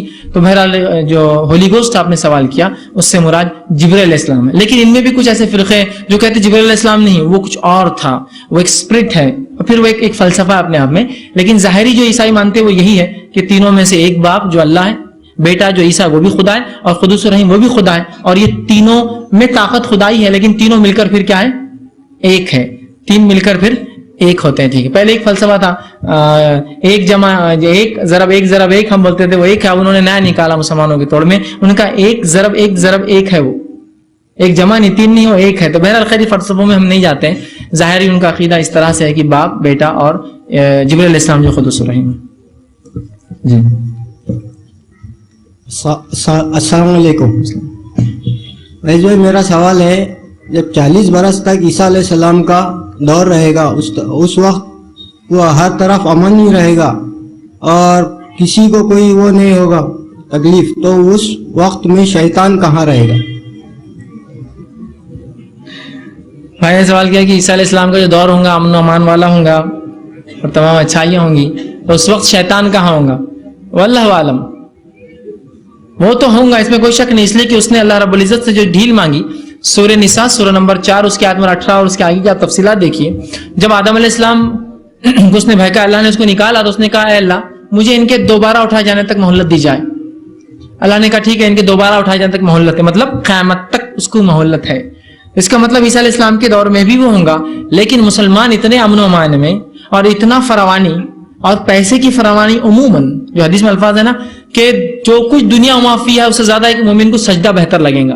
مطلب پیسہ اتنا ہو جائے گا کہ لوگوں کا وہ جو دیکھیے پیسہ کیا کرتا ہے, حسد, جلن, برائی, جھگڑا, لڑائی, سب کی وجہ یہ اتنا ہو گیا کوئی لینے کو تیار نہیں, تو لوگ عبادتوں میں مشغول ہوں گے, تو شیطان اس ظاہری ٹیکسٹ سے, حدیث کے ظاہری معنی سے لگتا ہے بہکانے کی کوشش کریں گے لیکن بہکا نہیں پائیں گا. اتنے لوگ امن و امان میں آ جائیں گے کہ وہ بہکانا تو چاہیں گا. جیسے صحابہ کی جماعت سب سے بہترین لوگ ہے, لیکن شیطان وہاں بہکا رہا تھا, لیکن سب سے بہترین لوگ ہے, پھر بھی وہ سب سے خیر دور تھا وہ, اور اس کے بعد والا اور اس کے بعد والا ہے نا. آپ نے فرمایا کہ سب سے بہترین دور میرا اور میرے بعد کا اور اس کے بعد کا ہے. مطلب صحابہ تابعین جو ہے ان کا دور جو ہے آپ کا دور صحابہ کا اور تابعین سب سے بہترین دور ہے, ٹھیک ہے. لیکن شیطان تب بھی تھا بہترین دور میں, تو ہم یہ سمجھ سکتے تب بھی ہوں گا, لیکن لوگ اس کے بہکاوے میں کم سے کم آئیں گے اور زیادہ زیادہ اللہ کی طرف لگ جائیں گے, اس لیے کہ ایک بڑی نعمت انہیں مل جائیں گی, مال و دولت کی فراوانی, غلے کی فراوانی, جانوروں کی فراوانی. اب کیا کام ہے, مال پورا ہے, لوگ دے رہے, کوئی لینے والا نہیں, عبادتوں میں لگے رہو. اور عبادتوں میں جب اللہ کا ذکر انسان کرتا ہے تو شیطان اس کو بہکا نہیں سکتا ہے. جب اللہ کے ذکر سے انسان غافل ہوتا ہے شیطان حملہ کرتا ہے. اس لیے رمضان میں اللہ کا ذکر ہم زیادہ کرتے ہیں تو گناہ کم کرتے ہیں, تو اللہ کے ذکر میں اضافہ کیجیے, تو تب لوگ اللہ کے ذکر میں ہوں گے. دنیا اور اس میں جو کچھ ہے اس سے زیادہ ایک سجدے کو بہتر سمجھیں گے, تو لہٰذا اس اعتبار سے ہوں گا لیکن کم بہکائیں گا. لیکن اللہ عالم پھر اور حالات کیا ہوں گے ہم نہیں جانتے. کسی نے کہا عیسیٰ علیہ السلام کن حالات میں اٹھائے گئے, وضاحت کریں. تو عیسیٰ علیہ السلام کے تعلق سے جو واقعات آتے ہیں جب آپ اٹھائے گئے, آپ پہ جو یہودیوں نے الزام لگایا تھا اور یہ کہا تھا کہ عیسیٰ علیہ السلام جو روایتیں بائبل سے آتی, میں تاریخی روایتیں نہیں بائبل کی روایتیں بیان کر رہا ہوں, کہ عیسیٰ علیہ السلام جو ہے موجودہ جو رومی حکومت تھی اس کے خلاف ایک فوج تیار کر رہے, اس کے خلاف کام کر رہے, اس کے خلاف بہکا رہے. یہ بات یہودیوں نے رومیوں سے کہی جو کہ رومی حکومت تھی. رومیوں نے اس بات کو پہلے انکار کیا لیکن بعد میں ان کو اقرار کرنا پڑا, اس لیے کہ یہودی بار بار وہ کر رہے تھے اور انہیں ڈر تھا یہودی کہیں بغاوت نہ کر دیں. اور کئی بار ان کی فطرت تھی, انہوں نے بغاوت کی تھی. یہ جتنے سالوں میں رہے ہر بار باغی رہے جس کے میں ہاتھ رہے. تو اس رومی حکومت نے ان کی بغاوت سے بچنے کے لیے یہ کہہ دیا کہ بھائی ٹھیک ہے ہم سزا دیتے ہیں. سزا بھی دی گئی بہرحال, لیکن مطمئن نہیں کہا موت دی جائے اس کو, ٹھیک ہے موت دی جائے. تو بہرحال اس کے بعد جو ہے اس رومیوں نے اجازت دے دی. اور یہودیوں کا جو طریقہ تھا, رومیوں کا بھی طریقہ تھا کہ وہ صلیب پر چڑھاتے ایسے انسان کو جو بغاوت کرے, تو لہٰذا ان کو سزا کے لیے وہ کیا گیا اللہ رب العزت نے. لیکن وہ چڑھنے سے پہلے کچھ علماء ہیں جو مسلمان بھی ہے وہ کہتے ہیں وہ چڑھنے کے بعد اللہ نے, میں اس سب تھیریز میں نہیں مانتا ہوں, اللہ رب العزت کا وما قتل وما صلب, صلیب پہ گئی نہیں ہو, وما صلب, صلیب کا تعلق ہی نہیں ان کا اور قتل کا تعلق ہی نہیں. اس سے پہلے اللہ رب العزت نے عیسیٰ علیہ السلام کو اٹھا لیا اور ایک دوسرے شخص کو چھوی دے دی جس کے تعلق سے بائبل اور مختلف علامہ ابن کثیر دیگر علماء بھی ان روایتوں کے اس روایت کو لیتے ہیں. ایک چور تھا جو عیسیٰ علیہ السلام تھا, اس کو بھی گرفتار کیا گیا. اللہ رب العزت نے عیسیٰ علیہ السلام کی چھوی اس کو دے دی, سزا کا مستحق تھا وہ, تو اللہ ظلم نہیں کرتا نا کسی پر, تو سزا کا مستحق تھا, سولی پہ چڑھنے والا تھا, اس کی چھوی اس کو چلی گئی اور عیسیٰ علیہ السلام کی چھوی اس کو مل گئی اور اسے سولی پر اٹھا کر لٹکا دیا گیا. یہ بہرحال کچھ اقوال اور تاریخی باتیں بہرحال ملتی ہیں. بائبل نے یہ کہا کہ ان پہ الزام تھا کہ وہ ان کے خلاف ہے, اور یہودی نے ایک الزام لگایا کہ یہ بغاوت کر رہے یہودیت کے خلاف, اور یہ جو ہے مسیحی دجال ہے, یہ برا انسان ہے. اور اس طرح سے انہوں نے پولیٹیکل ایک اپرائزنگ کھڑی کی, پولیٹیکل پاور وہ کیا, لوکل گورنمنٹ کو بہکایا اور اس کے بعد ان کو سزائے موت کی طرف کی. بہرحال اللہ نے اس حالت میں ان کو اپنے طرف اٹھا لیا. السلام علیکم. میرا سوال ہے کیا کاشتکاروں کو اپنے مویشیوں اور غلے پہ زکوٰۃ دینی چاہیے؟ میں نے سوال کیا کہ کاشتکاروں کو اپنے مویشی اور غلے پہ زکوٰۃ دینی چاہیے. تو ہاں, اگر وہ غلہ اور وہ جو جانور ہیں نصاب کو پہنچتے ہیں تو ان کو دینا ہے, نصاب کو پہنچتے ہیں تو پھر ان کو اس کا نکالنا ہے. اور یاد رکھیے خاص طور سے غلے پر زکوٰۃ اس کے ہر فصل پہ دی جائیں گی, سال پر نہیں. مثال کے طور پر سال میں 2 فصل لگاتے ہیں آپ اور وہ نصاب کو پہنچتے ہیں, اور فصل کا نصاب جو ہے وہ 725 کلو کا ہے یا کچھ, چونکہ حدیث میں الفاظ ہے 20 من. اب 20 من کی اصطلاح کو مختلف علماء نے اس زمانے کے جو کوانٹٹی ہوتی تھی ماپنے کی اس سے آج کے دور میں کیا تو 653 کلو سے لے کر 525 کلو تک کے مختلف اقوال ہے علماء کی, ٹھیک ہے. تو اس اعتبار سے آپ کو جو بہتر لگے آپ مطالعہ کیجیے 653 سے لے کر 725 تک. تو اگر اس میں آپ کا غلہ اتنا ہوتا ہے اور یہ وہ غلہ ہو جو ذخیرہ کر سکتے, سبزیوں پر اور پھلوں پر نہیں, جس کو آپ سیو کر سکتے, جیسے کھجور. अंगूर जो मुनक्का बन सकता है, गेहूं, चावल, बाजरा स्टॉक हो सकता है ना इसका, जो कई दिनों तक रह सकता है, तो 750, 750 अगर हो तो इस पर आपको 10% निकालना है।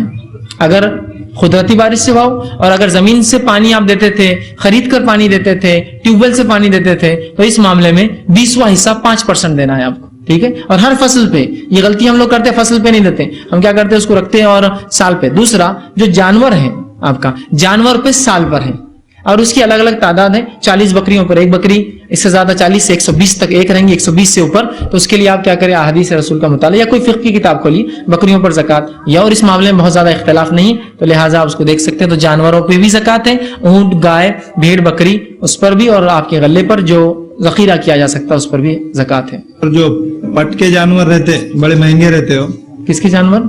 एक पट बोल के एक रेस रहती, तो उसके जो जानवर रहते वो काफी फायदा पहुंचाते, तो उन पे कैसे ज़कात देना चाहिए? वो क्या रहते पट बोले तो? वो एक रेस रहती, उसको पट बोलते। अच्छा, बैलों की, बकरियों में? बैलों की। अच्छा, तो काफी महंगे रहते। अच्छा, भाई ने सवाल किया कि बैलों की एक नस्ल होती जो काफी महंगी, उसमें ज़कात? तो देखिए, जो जानवर आप खेती बाड़ी के लिए लेते हैं उस पर ज़कात नहीं है, वो मवेशी जो आप बेचने के लिए चराते हैं उस पर ज़कात है। तो खेती बाड़ी के आपके पास 10 बैल है जो एक से एक किस्म के आपने लाए हैं, उस पर ज़कात नहीं, महंगे भी होते हैं। लेकिन हाँ, वो बैल अगर बेचने के लिए और वो तादाद को पहुंच रहे हैं, असल चीज निसाब है, निसाब को पहुंचना जरूरी है। बकरियों में निसाब 40 है, बाकी मेरे ध्यान में नहीं निसाब और क्या होगा, क्योंकि उमूमन ये सवालात नहीं आते बकरियों के, और इसके जनरली जो शहरों में सवालात आते हैं कैश, रुपया, पैसा, स्टॉक, एसेट्स, इसी के होते हैं बहरहाल। तो वो उसकी तादाद पे पहुंचने के बाद है, और अगर वो जानवर भी हो तो देना पड़ेगा, इसमें कोई दो राय नहीं। अगर वो खास जानवर जो बहुत महंगा भी है और उस तादाद को पहुंचता है जो आप इसलिए पालते हैं कि उसको बेचेंगे, तो फिर उस पर भी आपको देना है। नहीं, एक नहीं, उसकी आपको तादाद वो अलग अलग है, सब जानवर, ऊंट की अलग है, गाय बैल की अलग है, और बकरी की अलग है, आपको उसको मुताला करना। ये 2 दिन की खबर का एक उन्वान था दज्जाल का खुरूज, जिसके बयान में आपने कहा था कि जब दज्जाल का खुरूज होगा तो इस्लाम नहीं होगा, दूसरे मजहब होंगे। लेकिन आज के बयान में आपने कहा कि जब हजरत ईसा अलैहिस्सलाम इब्न मरियम का नुज़ूल होगा, इनकी हुकूमत होगी, तो कोई मजहब नहीं होगा सिवा इस्लाम के, वाज़ेह कर। देखिए, सबसे पहली चीज, मैंने कभी नहीं कहा कि जब दज्जाल खुरूज होगा तो कोई मजहब नहीं रहेगा, बल्कि वाज़ेह है ये था कि मदीने में नहीं जाएगा, फिर मदीने में जलजला आएगा और जितने मुनाफिक निकल जाएंगे, मुसलमान बच जाएंगे। तो मैंने ये नहीं कहा कभी भी कि मुसलमान नहीं होंगे, कम तादाद में होंगे, जुल्म और सितम के तहत होंगे। हाँ, अरब मौजूद नहीं होंगे, बहुत कम होंगे, तादाद में, ये अल्फाज भी लिए थे मैंने, ठीक है। तो मुसलमान होंगे तब भी, वहां महदी आएंगे तब भी होंगे। उसके बाद वही मुसलमान अपने आप को बचाने के लिए जंगे लड़ेंगे, उसके बाद उन्हीं के दौर में दज्जाल आएगा, वही मुसलमान अपने आप को बचाने शाम की पहाड़ियों पर चढ़ जाएंगे, और उन्हीं मुसलमानों की दुआओं के बाद अल्लाह रब्बुल इज्जत ईसा अलैहिस्सलाम को नाजिल करेगा। इनके आने के बाद कोई मजहब नहीं बचेगा फिर। लेकिन मैंने ये नहीं कहा कि इनसे पहले कोई इस्लाम के अलावा दूसरे मजहब रहेंगे, उससे पहले मुसलमान होंगे। खलील या कसीर तादाद हम नहीं जानते, लेकिन जो कुछ समझ में आ रहा है वो खलील थोड़ी तादाद का ही आता है, क्यों तो फितने फसाद में हो सकता मारे जाएंगे, उससे पहले शर और फसाद में मारे जाएंगे। लेकिन मैंने कभी नहीं कहा कि मुकम्मिल नहीं होंगे, तब भी होंगे, और इसके बाद जो है कोई मजहब नहीं बचेगा सिवाय इस्लाम के। जी, अस्सलाम वालेकुम। आपने कल के उन्वान पे कहा था कि बेटी को ज्यादा लाड करना, तो हमारे अब्बा हमारा लाड ही नहीं कर रहे, जो भी चीज ला रहे उनको दे रहे।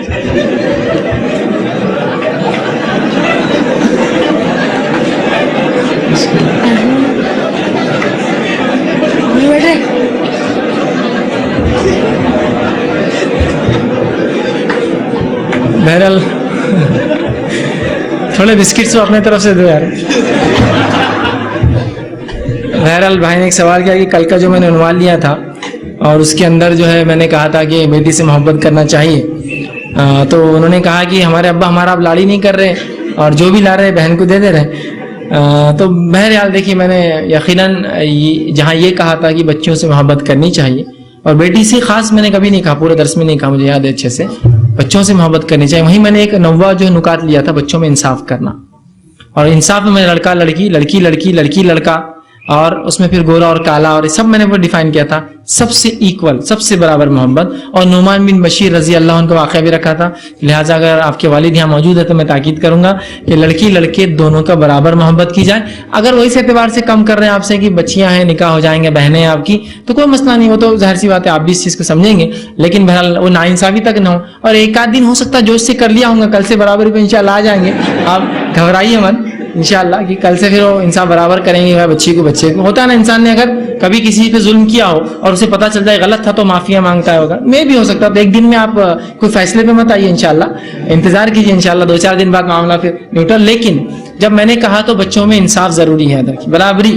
اگر آپ کو ایک چاکلیٹ بیٹے کو لا رہے ہیں تو میں نے بیٹی کو کہا, اس لیے کہ عموماً لوگ بیٹے کو لاتے بیٹی کو نہیں, لیکن اس کا ہرگز مطلب یہ تھا کہ صرف بیٹی کو لائے بیٹے کو مت لائیے, دونوں کو لائیے. آپ صلی اللہ علیہ وسلم اپنے نواسے اور نواسی دونوں سے محبت کرتے. جہاں آپ کے نواسے حسن حسین تھے وہیں آپ کی ایک نواسی تھی جس کا نام امامہ تھا, آپ صلی اللہ علیہ وسلم اس کو گود میں لے کے نماز پڑھتے تھے, تو دونوں سے کرتے تھے برابری سے, تو لہٰذا دونوں سے ضروری ہے. تو اگر آپ کے والد ہو تو میں تاکید کروں گا کہ بھائی دونوں سے, اور جن لوگوں نے اس کو غلط معنی میں لیا, ہرگز میرا معنی یہ تھا آپ دونوں سے جو ہے برابری کریں. جیسا کہ آپ نے بتایا انبیاء باپ شریک بھائی ہوتے ہیں, تو حضرت عیسیٰ علیہ السلام سے حضور صلی اللہ علیہ وسلم کی کڑی کیسے ملتی ہے؟ تو دیکھیے واللہ عالم, میں اس تعلق سے نہیں جانتا, کیونکہ ایسا کوئی شجرہ موجود نہیں ہے کہ آپ صلی اللہ علیہ وسلم کس طرح سے جا کے جو ہے عیسیٰ علیہ السلام سے ملتے ہیں, ہم اس کو نہیں جانتے.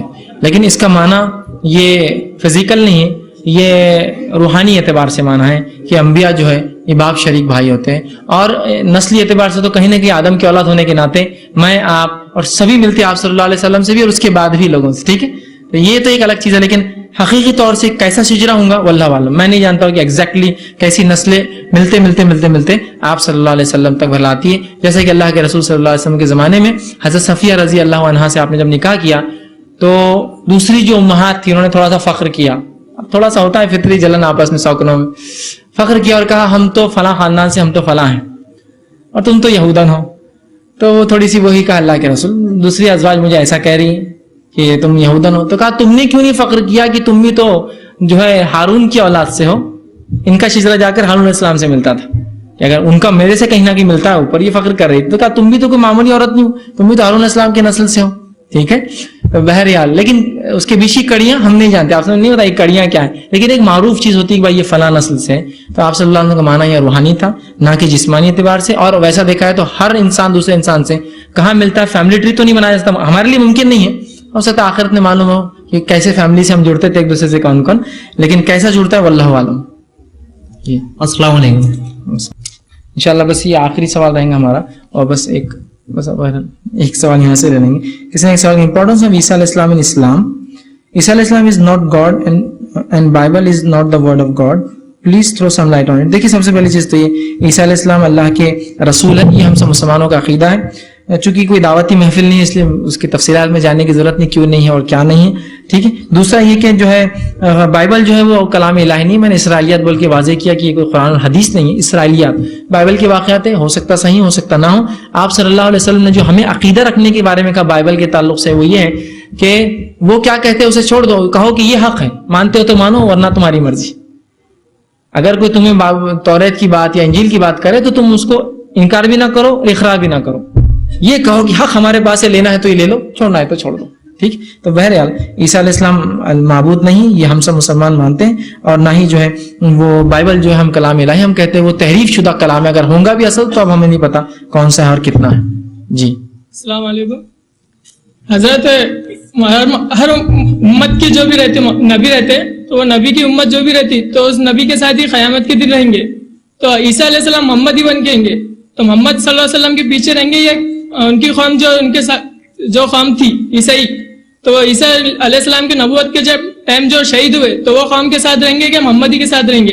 اگر محمدی کے ساتھ رہیں گے تو جب عیسیٰ علیہ السلام کی جو قوم کے شہید ہوئے تو وہ کس کے ساتھ رہیں گے؟ اور دوسرا سوال میرا یہ ہے کہ عیسیٰ علیہ السلام کے جب وفات ہوں گی آنے کے بعد تو اس ٹائم کے جو مسلمان رہیں گے وہ محمدی رہیں گے یا پھر عیسائی کے ساتھ اٹھائے جائیں گے قیامت کے دن؟ میں نے ایک اچھا سوال ہے کہ عیسیٰ علیہ السلام آئیں گے تو کس طریقے پہ ہوں گے؟ تو یاد رکھیں عیسیٰ علیہ السلام جب دوبارہ دنیا میں آئیں گے وہ مکمل طور پر شریعت محمدی کے اعتبار سے رہیں گے اور اسی کے مطابق فیصلے کریں گے, اور آپ صلی اللہ علیہ وسلم کی کہی ہوئی باتوں کی جو ہے تصدیق کریں گے. یہ بات واضح ہے. تو آپ ایک امتی کی شکل سے آئیں گے, آپ یہی کلمہ پڑھیں گے جو کلمہ میں اور آپ بنتے ہیں, اس لیے کہ جب دوسری بار آئیں گے تو آپ کی نبوت نہیں ہوں گی, آپ امتی کی شکل میں آئیں گے. ٹھیک ہے, یہ ہمارا اسلام عقیدہ. اب رہا عیسیٰ علیہ السلام کے متبعین جو جب تھے وہ کس کے ساتھ ہوں گے, تو اب یہ غائب کا معاملہ ہے, اللہ اس معاملے میں کیسا کریں گا واللہ اعلم, ہم نہیں جانتے. کہ تو حدیث میں تو ہے کہ ہر نبی کے ساتھ امتیں ہوں گی، تو وہ عیسیٰ علیہ السلام کی امت بھی ان کے ساتھ جائیں گی، ٹھیک ہے، جو بھی حق پر تھے، عیسائی نہیں، جو بھی ان کے صحیح مذہب پر تھے وہ ان کے ساتھ ہوں گے۔ رہا یہ کہ جو لوگ اس وقت ہوں گے جو عیسیٰ علیہ السلام دنیا میں آئیں گے، تو وہ کیا عیسیٰ علیہ السلام کے ساتھ ہوں گے؟ تو نہیں، اس لیے کہ عیسیٰ علیہ السلام نبی بن کر نہیں، امت محمدیہ کے ایک جو فرد بن کر آئیں گے، اور یہ دلیل وہ ہے کہ جب وہ نماز پڑھیں گے امام مہدی کے پیچھے، اس کی دلیل ہے کہ وہ اس کے فرد ہوں گے۔ جی السلام علیکم، میرے کچھ دوست تھے فیض بھائی، ان کا کچھ سوال تھے، وہ تو نہیں آ پائے، انہوں نے مجھے آگے کر دیا کہ آپ سوال کرو۔ ان کا سوال یہ ہے، قرآن حدیث کی ذمہ داری جب اللہ تبارک تعالیٰ نے لی ہے تو حدیث میں اختلاف کی ہوئی ایک، اور دوسرا یہ کہ خانہ کعبہ کی ذمہ داری اللہ سبحانہ تعالیٰ نے لی ہے یا نہیں؟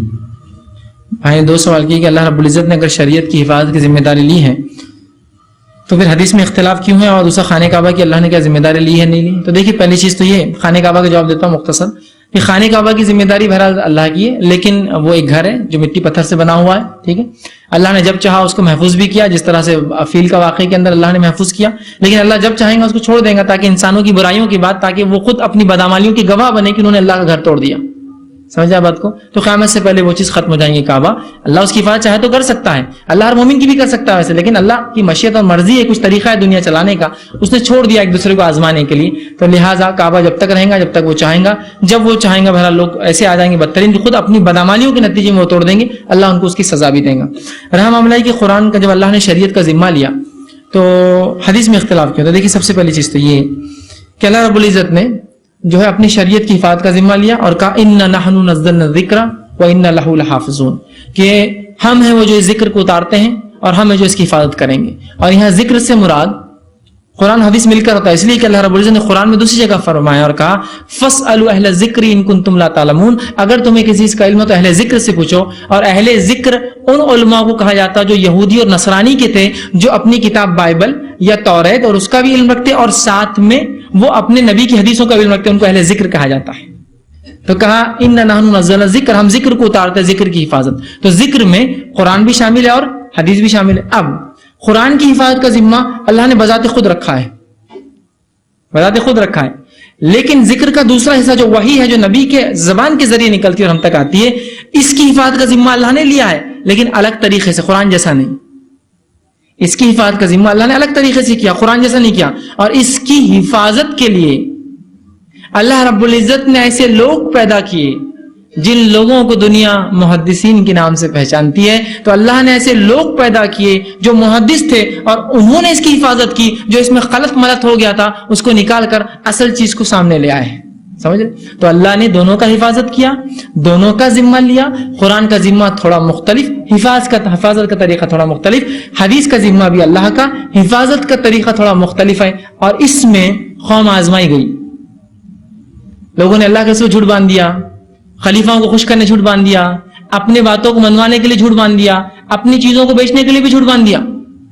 مصر میں ایک بار کدو بہت ہو گئے، کسی نے کہا کدو کے فضائل بولو تو بکیں گے، کدو کی فضیلت بول دی، کدو بک رہا ہے، سمجھ رہا بات؟ تو اپنے فائدوں کے لیے کسی نے خلیفہ خوش کرنے کے لیے بول دیا کبوتر پالنا برکت والا عمل ہے نا، مسلم لوگ کبوتر پالتے ہیں۔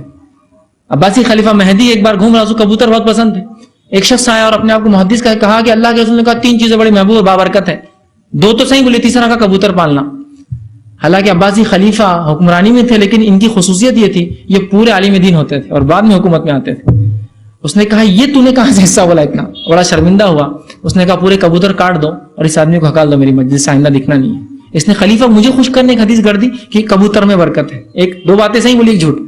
تو ایسا ہوا تو قوم کو آزمایا کہ کون جھوٹے کون سچے، اور جو ملاوٹ ہو گئی تھی اس کو سرکانے کے لیے اللہ نے ایسے محدثین پیدا کیے۔ تو یہ محدثین بہت بڑی شخصیتیں ہوتی ہے یاد رکھیے، اس امت میں جو گزری ہیں، بہت سے لوگ ان کو سمجھتے نہیں ہیں، یہ بہت بڑی شخصیت ہے، ان کے ذریعے اللہ نے اپنے نبی کی سنت کو باقی رکھا ہے۔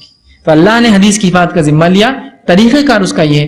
اس کی تفصیلات اگر آپ کو جاننا ہے ایسا کیوں ہوا تھا، اللہ کی کیا حکمتیں تھی، تو انشاءاللہ آپ علوم الحدیث جو ہوتا ہے اس عنوان کو پڑھیے، اور بالخصوص ڈاکٹر سبی صالح نے ایک بڑی اچھی کتاب لکھی ہے علوم الحدیث، اس کو پڑھیے انشاءاللہ عزیز۔ جو گتھیاں ذہن میں آتی ہیں نا ایسا کیوں ہے، حدیث ضعیف کیوں ہوتی ہے، صحیح کیوں ہوتی ہے، چکر میں جوئی یار ایسا کچھ لوگ کنفیوز ہو کے چھوڑ دیتے، کچھ لوگ اتنے ہوتے کہ نہیں حدیث حدیث حدیث سب مانو، تو انشاءاللہ وہ کنفیوژن دور ہو سکتا ہے۔ تو ان کو آپ کہیے کہ یہ کتاب ضرور پڑھے، علوم الحدیث ڈاکٹر صوفی صالح کی، اس میں بڑے کلیریفیکیشن انہوں نے دی حدیث کی افادت اللہ نے کیسی کی اور کیوں یہ طریقہ اختیار کیا.